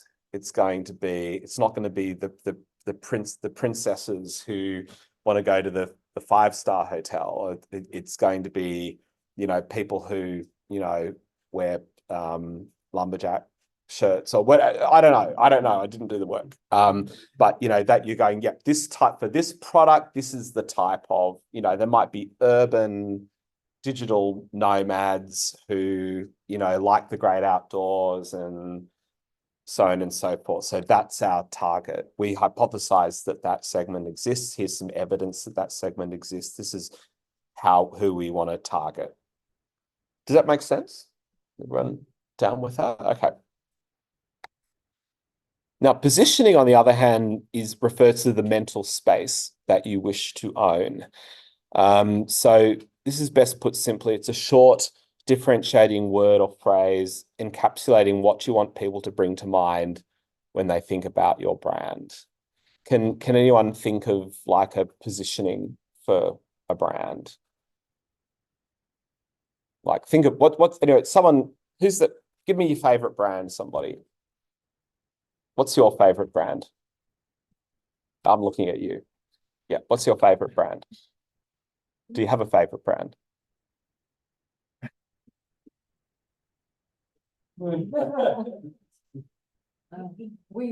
So Windows, is that a Microsoft? Is that a Surface? If I'm not mistaken, is that a how is Surface positioned in the market? How would you be able to sum up in one phrase like what Surface is?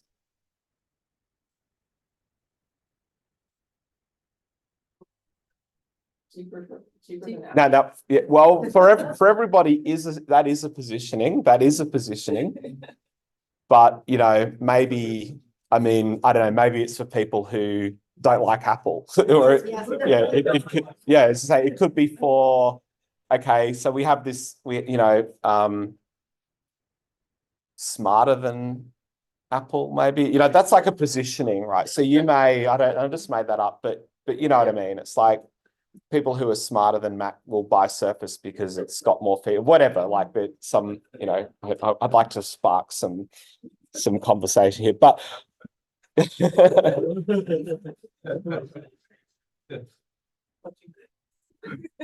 but when you think about that brand or product, you should think, yeah, this is really what this represents. And that's what we know. What's the mental space that you wish to own? Tesla, what's the mental space that Tesla owns? Can anyone help me? For environmentally aware people. Yeah, something like that. Yeah. I'm rich could be, yeah, like if it's a Rolls Royce or something. Yeah, I mean, yeah, but it's sort of what out of all of those possible things that it could be, what do you want people to think? That's more the positioning. You're playing a part in the future. Yeah. It could be something like, success and environment together. It's kind of like, or Elon Musk has his kind of like, I'm not just virtue signaling, I'm actually doing something. So Tesla is like actually doing something for they're people who are actual achievers, but yeah, all of that, that's the fun kind of stuff you can work with on positioning. So this Bombay Sapphire stir crazy. He was supposed to drink vodka and then rage. Something like that probably stirs a whole lot of other things as well, but yeah, consistently, like positionings work best when they're consistently reinforced over time as well. So if you look at a brand like Dove, do you know that sort of brand from Nippon Unilever? Yep. So it's always about positioned on real people. I don't know if that's exactly how they would describe their positioning, but that's how it comes over to me. It's like real people, or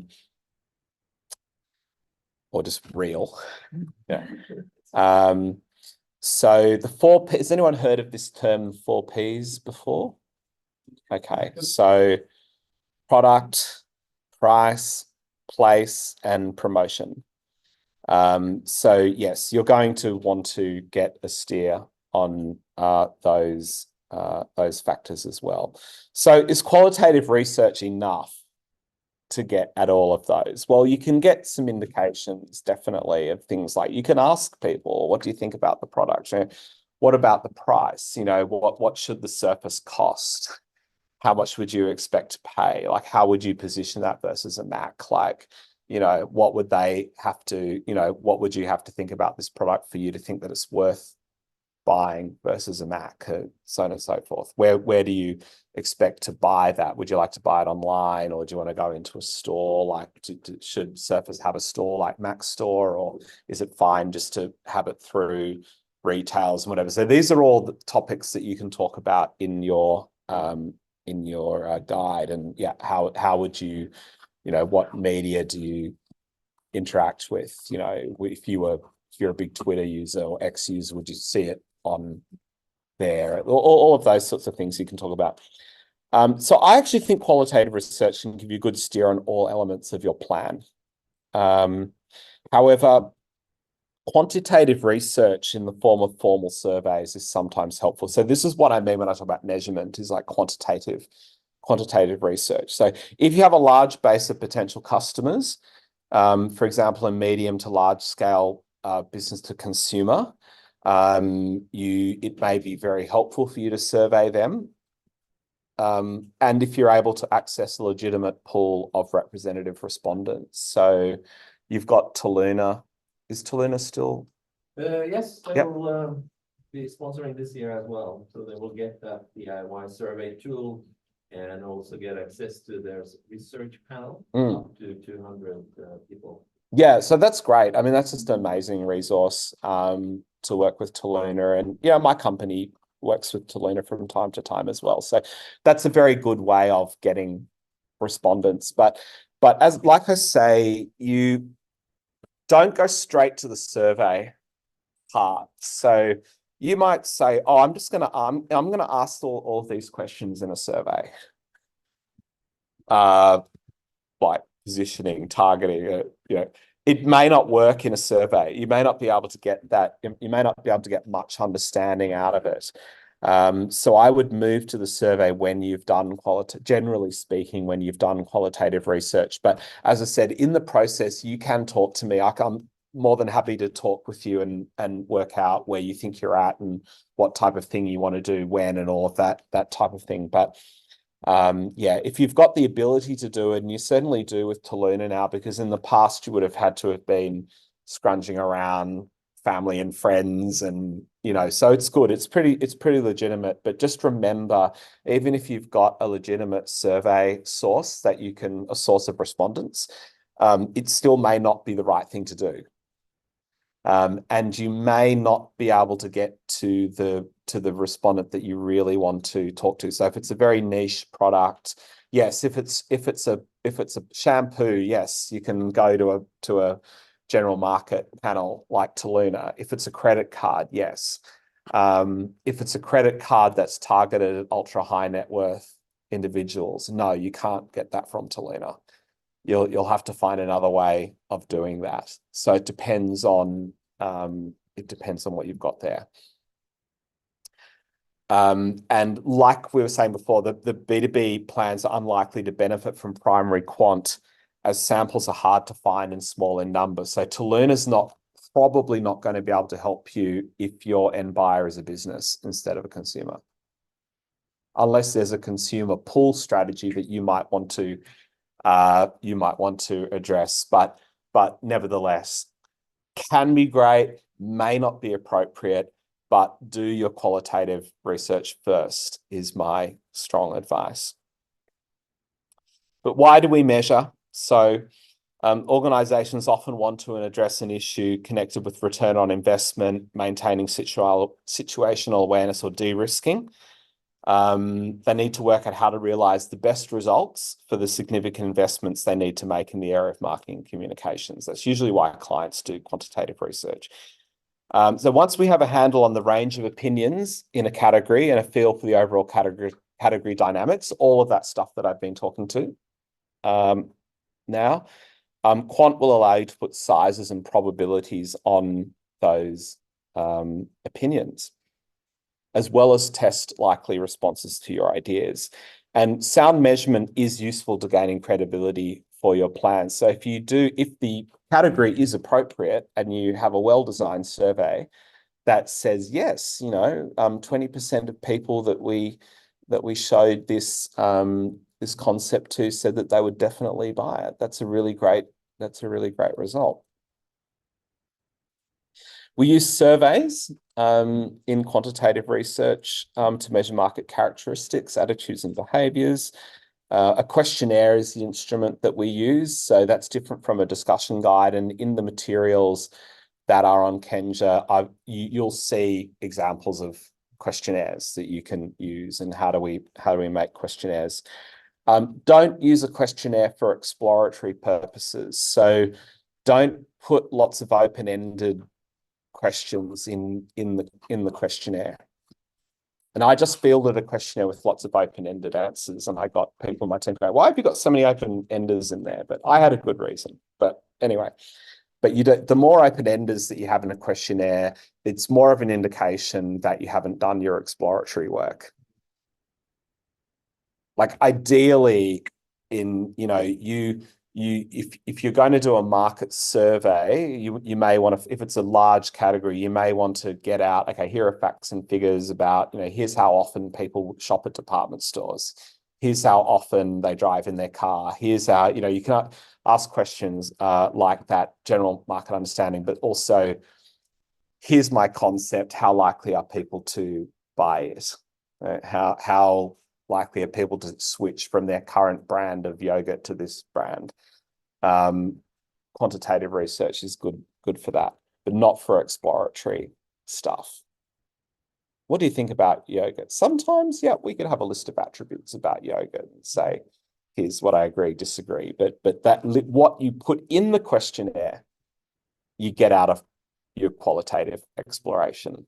So if you're writing a questionnaire, it will be so much better if you've actually done qualitative research, because you'll have the right attributes. And then just thinking back to that fast food example, seeing as I'm on it already, we had this client was working in Australia, the UK, and Japan doing similar work. So we had a questionnaire that we looked at from Australia, which to me looked like perfectly good, perfectly appropriate things to put in a questionnaire about fast food. But then after we'd done the qualitative research, we had a completely different set of attributes. They were like, what's important in Japan? Like, what are the factors in Japan? So a lot of the stuff from the Australian questionnaire was kind of like, because Australians are really not that Japanese are not health conscious, but Australians feel very guilty about eating fast food. But Japanese don't, generally speaking, feel guilty about fast food, because they're confident in their ability to balance it. So it's like, yeah, I had a burger yesterday, so I'm going to have something that's a little bit more traditional. But whereas in Western culture, junk food's bad and it's naughty, and yeah. Would you consider that there's actually long-standing custom of eating outside and Yes. together and having packaged food prepared for hundreds of years, whereas in the West it's really like a 60, 70 year phenomenon. Yeah, you could argue that Japanese invented the category.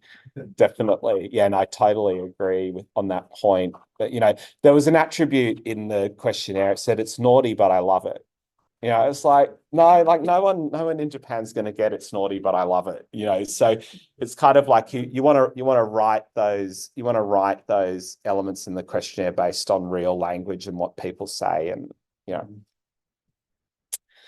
So what can we use it to do? They calibrate market size. Yes, if you've got a population representative sample and you ask people, how often do you buy toothpaste, or how often do you take a holiday, or, you can calibrate market size on that. If it's a population representative survey, you can project that out. We want to establish facts about the market, or the consumer in the market more correctly. You can measure the relative strength of perceptions. So I can, in a qualitative, I can get, yes, I think, I think holidays are fun, but holidays are fun and holidays are stressful. So is it more fun or more stressful? That's what's more how is it perceived? More likely to be perceived, you have to get out of quantitative research generally.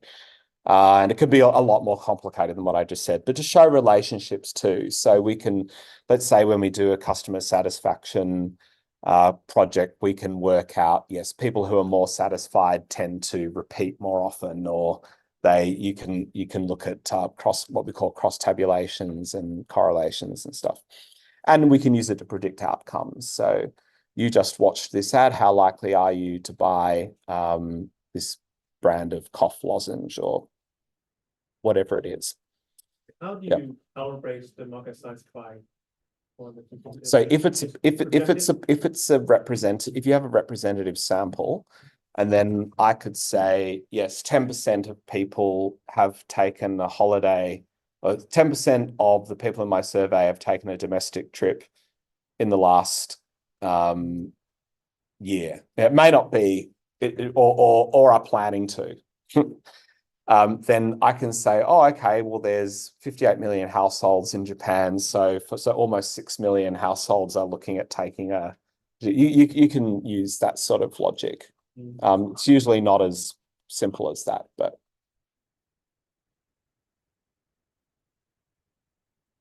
And this is just an example of quantitative. So this is a continuous survey where we're looking at endorsement of different attributes. Let's say it is in the tourism space, country marketing. So you can see that campaign 1, these are gross rating points, which is a surrogate of spend. This is over time. So we can see that campaign 2 is the more effective campaign in terms of driving that perception, or indeed that positioning for that particular country. So just an example of how you use quantitative research. So the decision as to whether approach or a project using qual or quant should be driven whether you're building theories or testing them. So generally speaking, I prefer the use of quantitative research in this context is when you're kind of testing. You've done all the thinking, you've done the exploring, you've done the thinking. Now we want to know how'd we go. It's also driven by the available pool of respondents, like I was saying. And every category, every situation is different, but usually qual comes earlier than quant. Sometimes you can use qual to help you understand a quant finding that you receive. Let's say there's a lack of interest in my concept, and I just don't know why. And then we may do qualitative research as well after that. So any questions about that? Okay. I think we have enough time to do this bit.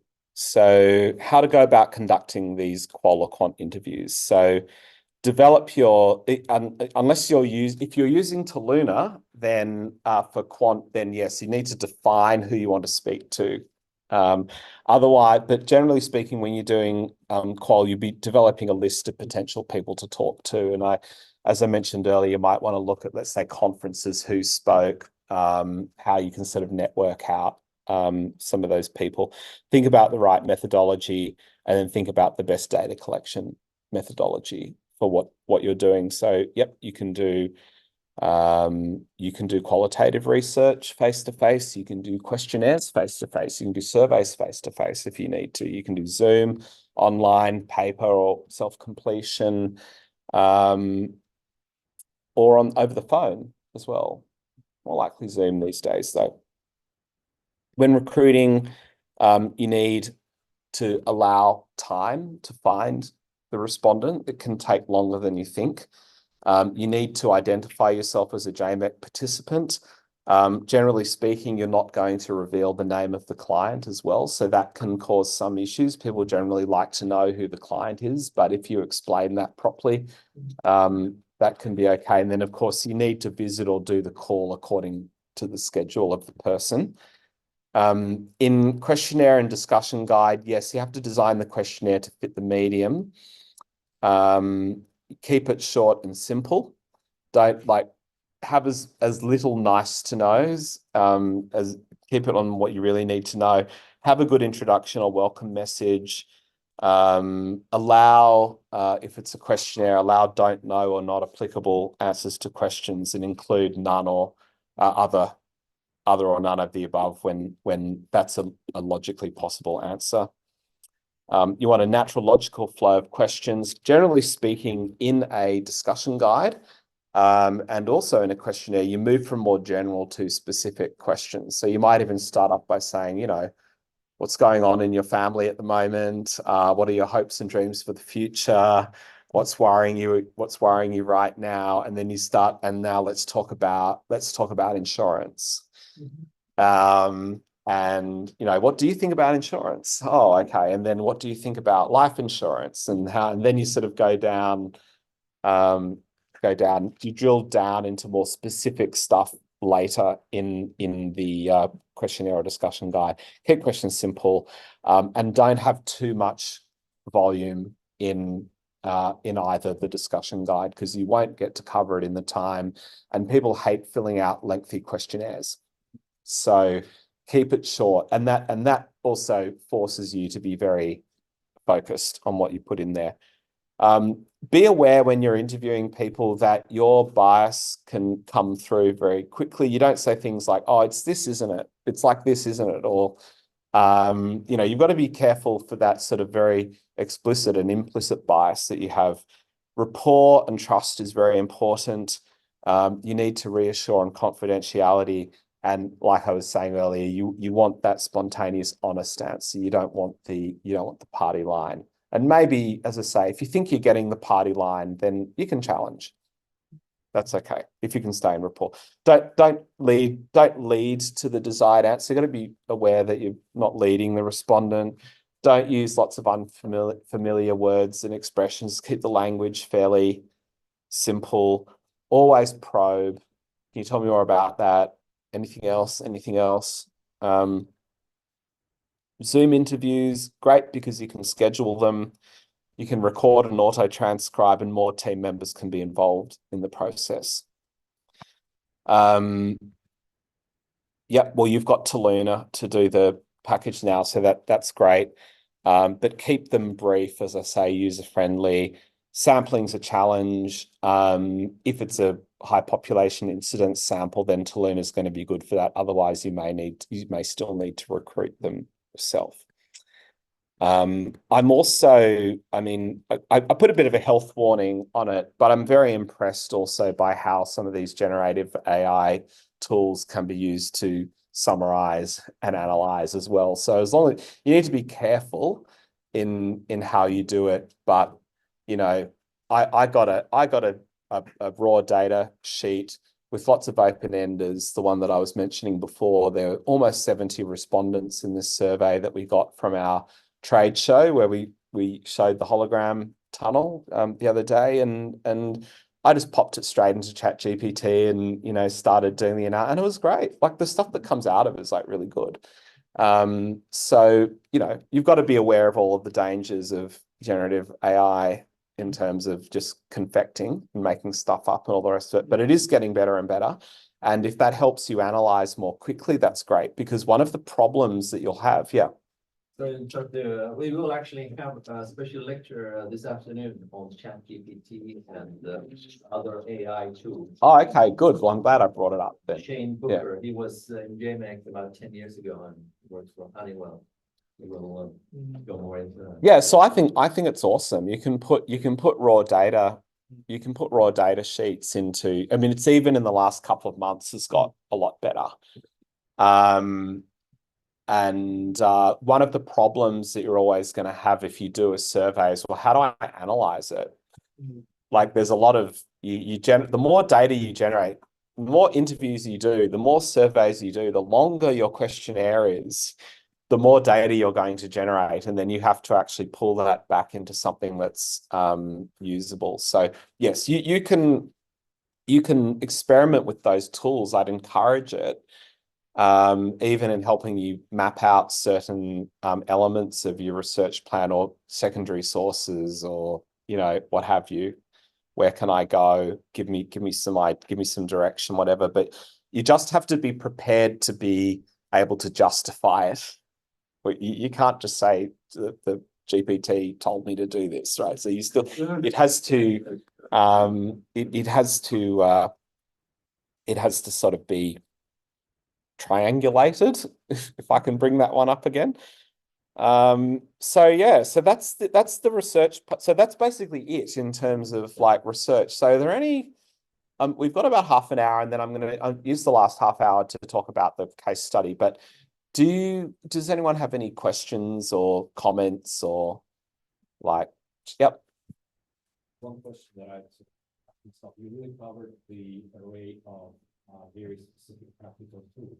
But I'm interested to hear in the balance of practical, working with the live people, focus with those things versus the recent phenomenal internet and online. Mm. You know, how much of that type of research using the internet-based data that we actually do in Japan specifically? Mhm. Because my observation is Japan is on some ways it's very, very advanced, but then the internet segment is maybe less advanced than in other countries. Yeah. Are you talking about like gathering data off the Yeah, internet using it. versus, yes, I think you look, one of the interesting things now, I think with the sort of generative AI thing and is just how good it is at synthesizing very, very disparate. If you're using one that's like very up to date or, you know, and I've experimented with Bard and ChatGPT and all these ones, just how good it is at synthesizing stuff. And I think that's great. And you can sort of look for all of that. I would call this sort of evidence gathering stage when we're looking at stuff off the internet, but we have to sort of take that evidence and then put it into a human dynamic. So I think the human dynamic's really important because we're talking about like, what will people do? How are people going to behave? Are they going to do what you want them to? The business wants the buyer to buy. So at the end of the day, I could be fooling myself or telling myself, you know, really interesting stories because of what I've seen online or, you know, even what people will, and even if I do an online survey, what people will say that they do or whatever. I like that sort of human element to sort of really hone and understand. Brick and mortar is not that. Yeah. No, I don't think so. I think face-to-face is not dead. And just in our industry and market research, just very briefly, like I think that the ability to collect good data is, because there's so much data, right? There's so much information around, the ability to collect good data face to face is everything. So in AI world, it's the data becomes the most important thing because your ability to analyze is actually quite democratized now. So the analyst skill used to be the key thing in market research. Like I'm scared to say, I'm not saying data collection was never fundamental as well, but you really differentiated yourself on how good as an analyst you were. But honestly speaking, the stuff that comes out of ChatGPT now is better than what my researchers do. Because in some respects, not in all respects, but for certain tasks, like if I give you 70 open-ended responses to a question, why did you want to buy this product? Why did you visit the shop today? Why did you buy the lawnmower? And what are the strengths and weaknesses? Like, it's hard to even a very intelligent person to synthesize that level, but the AI can do that very well.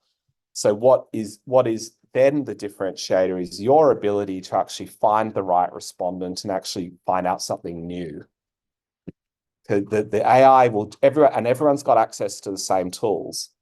So everyone will have the same level of understanding. It'll be elevated level of information and understanding, but everyone will have the same. And then to go above that, you need to talk to real people. You're just always going to need to talk to real people. So funnily enough, in our business, the face-to-face data collection aspect of our business is going really, really well at the moment. And it's completely old-fashioned. It's like literally the stuff that we used to do 30 years ago is actually growing really strongly. Oh yeah, it will never be, because if you want new stuff, you have to have like genuine interactions with people. That's the only way to do it. So yeah. Does it help you summarize? Yep. Does AI help you summarize stuff? Yep, it does. Does it help you understand does it synthesize and gather? Yep. But for new stuff, and that's what you need. It's the originality and creativity in your plans that you need as well. And it's not only about the respondent, it's about you. So anyway, let's get on to the case study. So Team Aurora won the JMET competition in 2013. The client was a company called the WA Group, KK, which is it was a special project that I had started. I will give you the brief. So here's the background to a new business idea. The leading sections of the consumer world are rejecting key aspects of modernity and the throwaway culture. For successful, educated people in these times of uncertainty, bling is out. It seems that there is an opportunity to bring tradition, provenance, craftsmanship, and Japan's pure aesthetic values to an international consumer and make it into something meaningful for them. So this is very marketing-ese, but this is essentially the concept. So the WA Group is a newly established marketing company owned by a foreign-born Tokyo entrepreneur. He's looking to start a business that will focus on bringing Japanese art and design to an international audience. The business will feature, but not be limited to, a physical location in Tokyo, which will sell items that are made by Japanese artists and craftsmen. The WA Shop is the WA Group's showcase of contemporary Japanese homewares and decorative objects, helping customers to share in Japan's unique contribution to today's world of international design. At our Tokyo destination, we want to create a space where we purvey the best of modern designer Japanese homewares. Inspired by ancient Zen influences, our range is just as calming, beautiful, and useful in your home as they are in ours. And this is the type of product that we were considering at that time.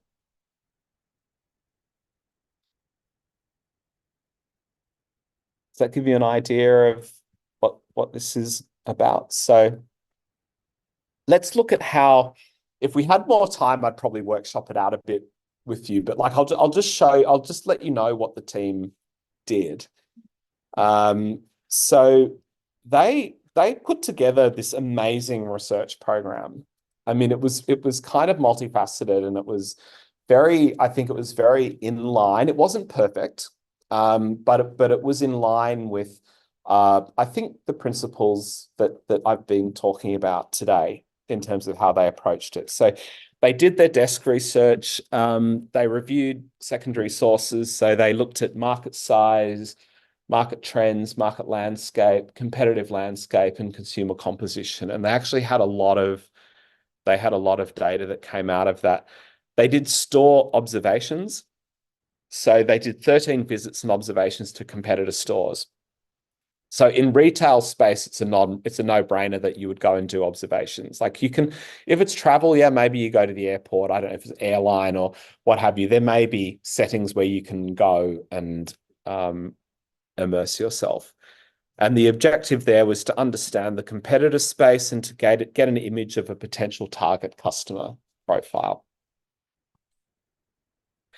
Then they did one-on-one interviews. These were depth interviews, so they were qualitative. They did 9 Japanese, they did 8 foreigners in their 30s to 40s, mainly females, to learn about real consumer values and needs and clarify the target customer image. Now, a question that will come up, so I'll just answer it in advance, is how many of these interviews do we need to do? And they're lengthy, they're a lot of work. How many do we need to do? I'm going to say at least 7. Maybe that's less than you thought.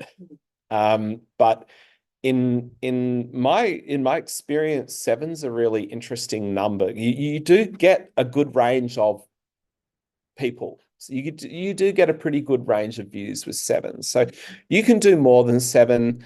Let's say when we're in this project, we knew that there was a local buyer and there was an international buyer. You may want to do 7 local and 7 international, or, like 7 of like a really distinguishable market segment, I think is a good number. You also you're going to really, you may not be able to use this work to work out who your target is. You're going to have to make some assumptions, but hey, like I don't think that concept is only a female concept. Not by any means, but they did focus mainly on females. You know, maybe they looked at what was in the stores. Like, did we see lots of guys coming into those sorts of outlets? So yeah, so they did a first round of one-on-one. Is the order? Where that thing? They did, yeah. Look, it may not have been completely linear, but you know, yeah. I think, you know, as I said earlier, like, get out of the desk research, kind of like do it thoroughly, like, yeah, give it everything you've got, but like, don't get stuck on the desk research, because the other stuff that you need to do is going to be quite time consuming, needs a lot of planning, blah, blah, blah. You can always go back to the desk research. The secondary sources will always be there. The respondents will not always be there. So that's another way of looking at it. Then they did another round of one-on-one interviews to learn about they did another round, and here we were talking more about the brand concept and proposed shop names, product profile and price range, and a quantitative component on pricing of individual. So this was much more sort of values and a little bit wider. And then they were drilling down in the second round of interviews, which were face-to-face on really more concept testing, and that they were looking at price points and so forth. Now, was this a big enough sample? Well, probably not. Well, it wasn't, but it was still quite well done. So it had, to me, I think it had legitimacy in a way, but you'd probably want to have more. But these were done face to face too. So that's a tough ask. Then they did focus groups. They did 2 focus groups in Japanese, and they were exploring resonance of design values, the concept, collection and location, the retail space, cultural aspect, the brand strategy, and the pricing strategy. So again, I think I mentioned before, focus groups are quite good when you're doing it's not the only way to test concepts, when you want to sort of really look at it in detail and how can we improve something and how can we make it more like what you want. And that's where having those sort of disparate opinions coming in can be quite useful. And then they did expert interviews as well. So there were 4 experts whose business was relevant to the area of WA Group, the home fashion business or luxury business. So that was about understanding trends of high-end retail, advice on the 4 Ps from professionals, and also some impact on the operations as well. So it may not even always be about consumer responses or customer responses. Sometimes people can give you good operating advice and, you know, what are the practicalities that I'm going to need to address in the plan. Yep. Is it easy to find these kind of experts that might be competitors actually of the one? No, I thought exactly the same, and they got them. Okay. Yeah, there was I don't know if they're still around, but there's a company called Sphera. They were in Tokyo in Midtown, and they had something in Kyoto as well. And yeah, I think they were just pretty savvy about how they went around doing it, and so they actually did get some people who I would have thought, yeah, well, really, you got those people. That's good. So if you don't ask, the answer is definitely no. Yeah. So you can push it. They also went to hotels to talk to people. They spoke to a PR manager and a guest relations manager in the hotels, because one of the target markets that they were looking at was inbound tourists. Then they did a foot traffic observation of where the store, because by the time they did the research, the retail location had been selected. So they did a footfall analysis of that. So like, wow, like they did a lot. They did a lot, and it was impressive actually, everything that they did. So does anyone have any other comments or questions or I think that was a very good question that you asked about, you know, those expert respondents or competitors, what have you. Any other questions about any of that methodology that they employed? Just seeing who wanders around there. Yeah, they were literally counting, and at some, it depends on the time of day, but that particular location, it's near, is TBS the one that's in Akasaka? There's like a studio.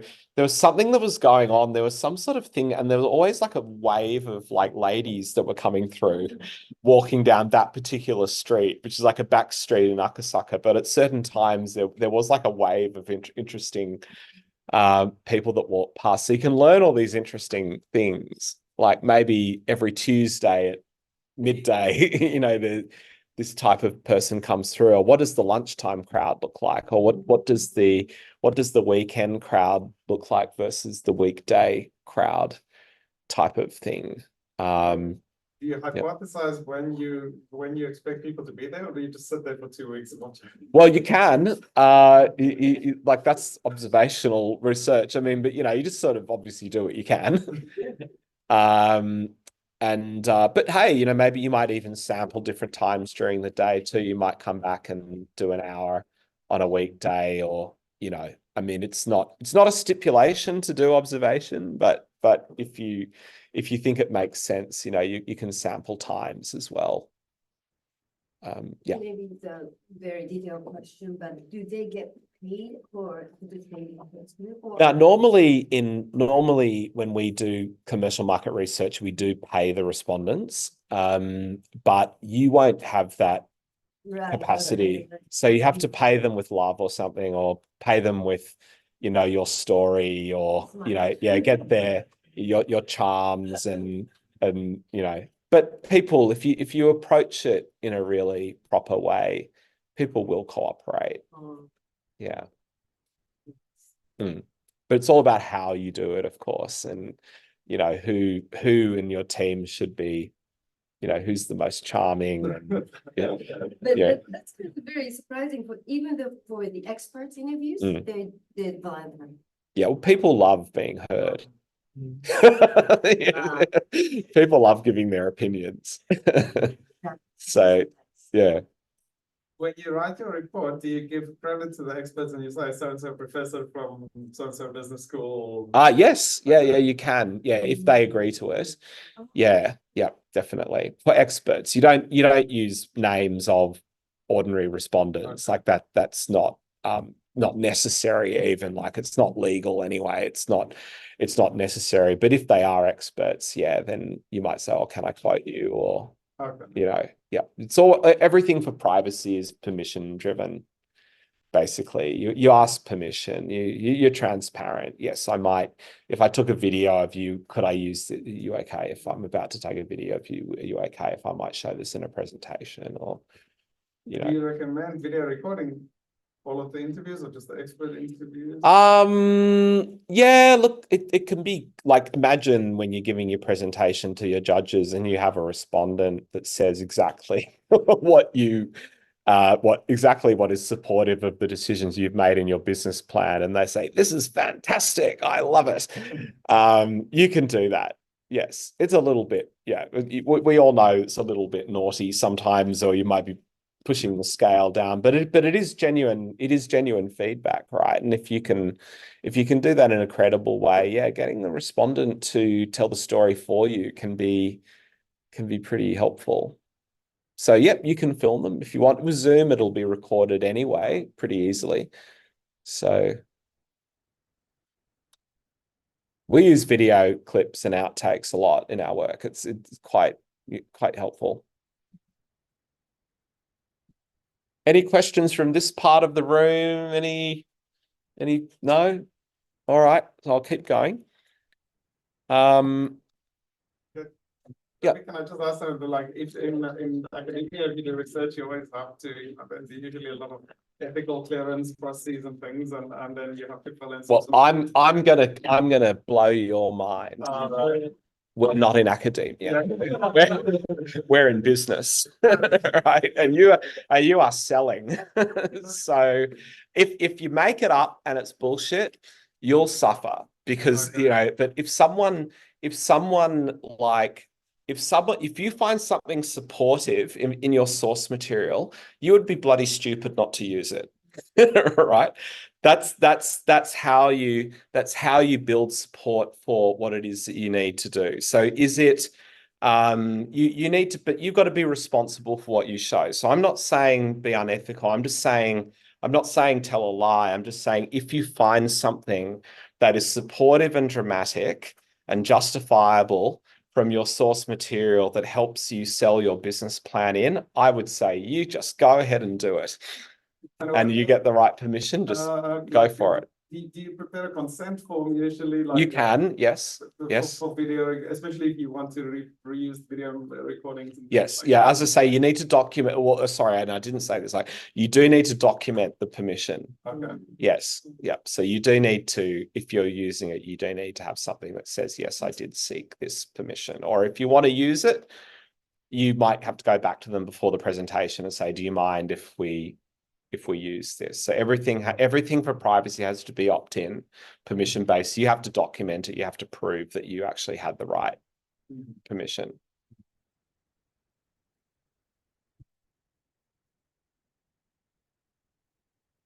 So how we get good insights, again, we've talked a lot about market context. We talked about new information and your own experience. Don't underestimate your own experience in being able to formulate what comes out of this. If you think the research is just going to give you the answer, you'll be disappointed. You have to kind of you have to analyze it. You've got to turn that into a recommendation and a strategy based on also your own expertise. But if you do it that way, that's great. Yep. How often do you get customers that have done something, say initial entry analysis through your firm, and maybe 5 years passes and they want to get more information? Mm-hmm. Sort of, there's obviously a bulk of data that became available, and you sort of redirect yourself, change your strategy. Do you get that a lot? Yeah, people will come back to you for sure. I mean, what may happen is we do a lot of work before they come in, and then we may never hear from them again. Or they may come back and say, yep, we've done this, here are the issues that we're having, we'd like to do a little bit more research. Or it could be, you might start off doing, as you become more sophisticated in their marketing, they may want to do something like a segmentation further down the track. So they may want to just get more detail over time. But yeah, the clients definitely do come back. If they're not constantly working with you as well, that they can definitely do that. Yes. I have a question about just in doing research in general. When I was doing research, I often run into paywalls, and there's all these big data gathering company, they sell market reports. Do you use those often, or do you just the client may have access to some of that? Okay. Yeah, or someone that you talk to might have the report, or the industry associations may have them. Someone might you might be able to charm them into giving it to you. Otherwise, it's just too bad. But sometimes the terms of reference in that, just even the table of contents in the report, can be helpful in terms of you working out what it is you should be looking for. So even if you just get a little pre-paywall excerpt, it can sometimes still be helpful. Have you paid for any of those? Do you find them do you think it's worth it to Well, I wouldn't pay for them myself, but the client may well do so. Yeah, but it also has got to be a category that's big enough for a syndicated research company to feel that it's worth the trouble, that they have a market for it, if you like. So things like cosmetics, yes, you'll have their big category. There'll be lots of syndicated research. Something like nuclear energy, maybe not. Yeah. So let me show you some of the outputs that they came up with. So the first was is everyone familiar with the idea of a SWOT analysis? Okay, but you can definitely use, I don't have time to go through it in detail, but you can definitely see the evidence of the research that's been done in the SWOT analysis. So how I pull it all together is what you're looking for here. So so the content of that SWOT analysis will have been gathered from all of the research that they did. Some of it could be desk research, some of it could be, you know, a focus group, survey, whatever. So populate your SWOT analysis based on, you know, if you can, the research that you've done. Obviously, the strengths and weaknesses are internal, but even you understanding whether something is a strength or a weakness can be based on the work that you've done in your other research. So SWOT is an output. That's an output where you can use the research. Persona building, they came up with this lady called Murray. And this was 10 years ago too. So that was kind of, you know, people are very familiar with the idea of personas now, but it was a little bit cool and edgy, you know, that, you know, we're going to use this one lady, Murray, but they created this brand world of Murray. Here are the brands that she's into, like Monocle, Conran, Wallpaper, Artbeat, Klaska, all of those kind of, you know, now, do you get an idea of what Murray's like? You're getting a bit more of an idea. And then, so she's 34, she's single, her income's $50,000. She'd been to university, she's a team leader at an international company, and her hobbies are reading, traveling, cooking, running, exploring. So that's Murray. Do we fully know Murray yet? So she's independent, fashionable, social, design conscious, loves discovering new things, finds beauty in small things, blah, blah, blah. She loves a good story. We really got to know her. But great. I get it. I'm like, okay, if I'm buying for this store, I've got to think of Murray. What would Murray like? That's how we use it. And I think it's quite powerful. I think it's something that the judges can understand quite well. So why did I do what I did? Because think back to Murray. So concept evaluation. Yep, this is the type of stuff that they got out of the concept. So people will love it. Yes, great. Thank you. Tick, they'll love it. People think the Akasaka shop should be a retail space with cultural aspect. Great. Yep, there'll be a high and low brand strategy that'll work, and there is a market for over 10,000. These are the kinds of things that you can get out of the concept test, and you'll have all these charts as well, so you can look at that. Other key findings, yes, there was a gift wrapping idea in there. Something about the gift market. The name of the WA shop was not welcomed by most of the interviewees because shop, like, they didn't get the irony, and, you know, that's a good cultural thing there.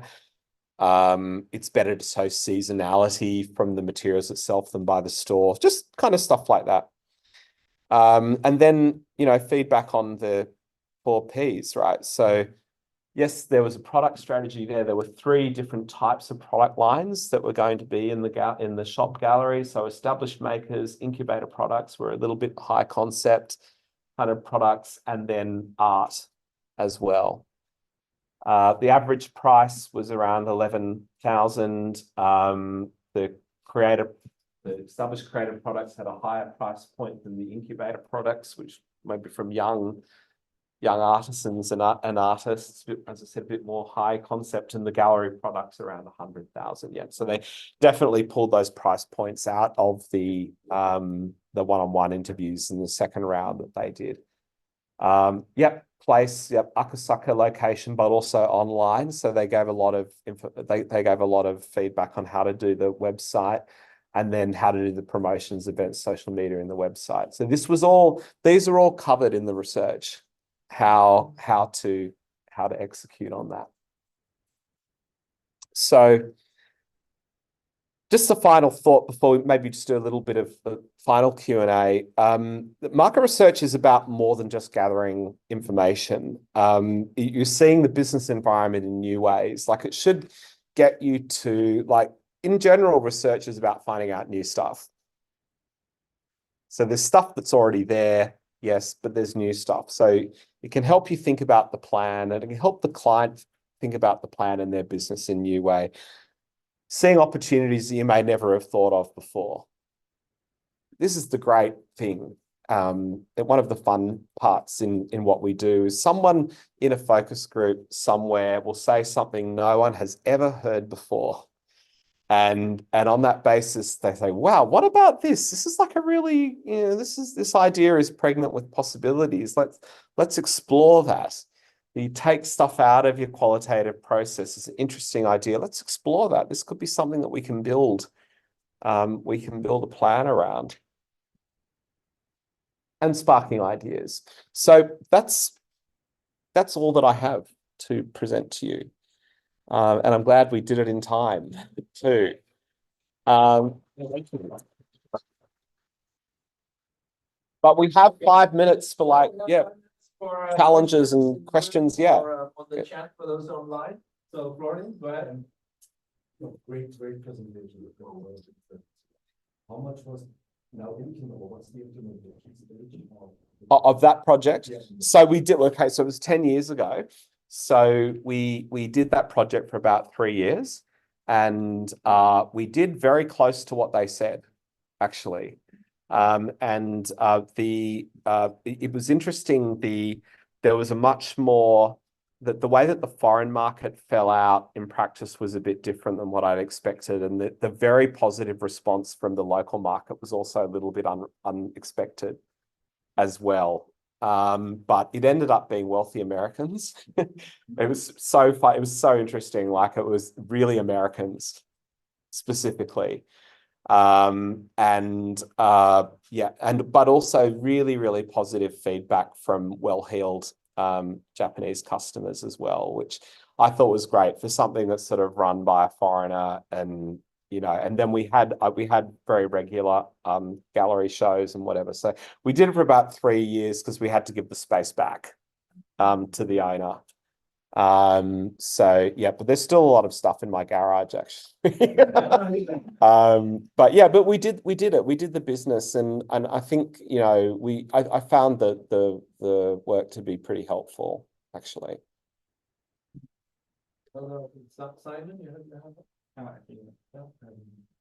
about the personas, if you're doing B2B marketing, can you also use it? Yes, absolutely. How do you, is it, if you see a company, maybe you can make different, like culture type, company culture type? Yes, or exactly. do you use the persona of the person who is going to buy your product in the company?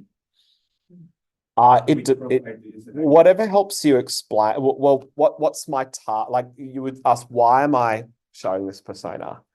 Is it because I want to show how difficult the job is because there's all of these different cultural types? That may be one thing. Or do I want to say, here's your buyer? So out of those cultural types, here's the one or out of these company cultures, here's the company culture that suits you most. And here's this young guy called Sato-san. He's like in his 30s and he studied abroad and he, blah, blah, blah. So it's all, the persona is a tool to, it's to help you understand who are we marketing to.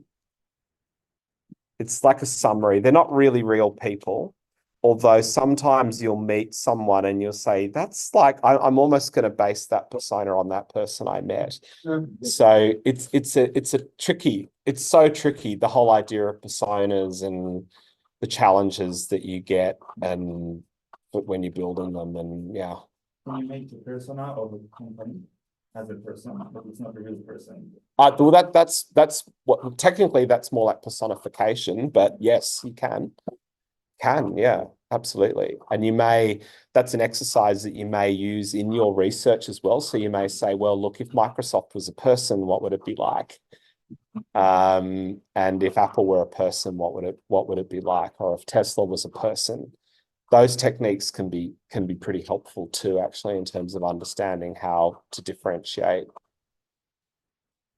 Yeah.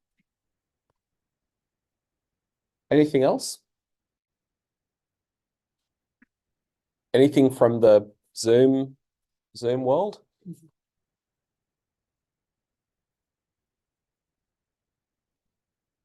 Okay, I think that's great. Let's give.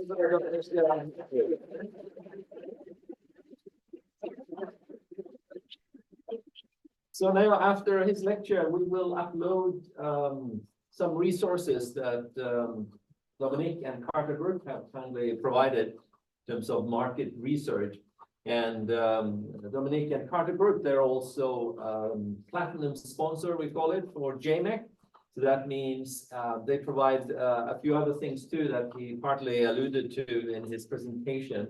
Partly they have some focus group rooms that you could potentially use subject to their availability and if it's relevant for your projects. Also, you can book time, a session or an hour with Dominique when you start your project. So again, we'll provide details how to make the appointment, and I think usually your assistant will handle that, but then you can go and meet in their offices in Midfield. By the way, yeah, like you can next time I should put a QR code or something, but you can just find me on LinkedIn too. If you just want to just look up Dominic Carter on LinkedIn, and you can link in with me there as well if you want to get in touch. So when you get to your projects, do make use of those resources, partly what we'll post on Kenya, as well as what Dominique can offer himself in person. So I'm sorry, we had some technical issues there this morning, but all went well in the end. And I often reflect these days that now we have ChatGPT and all this sophisticated AI, and still we're struggling with pretty decades old technology and making that work.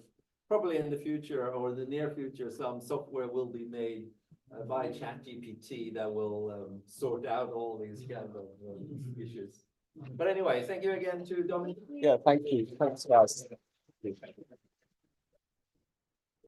will now have a lunch break, so please come back here in the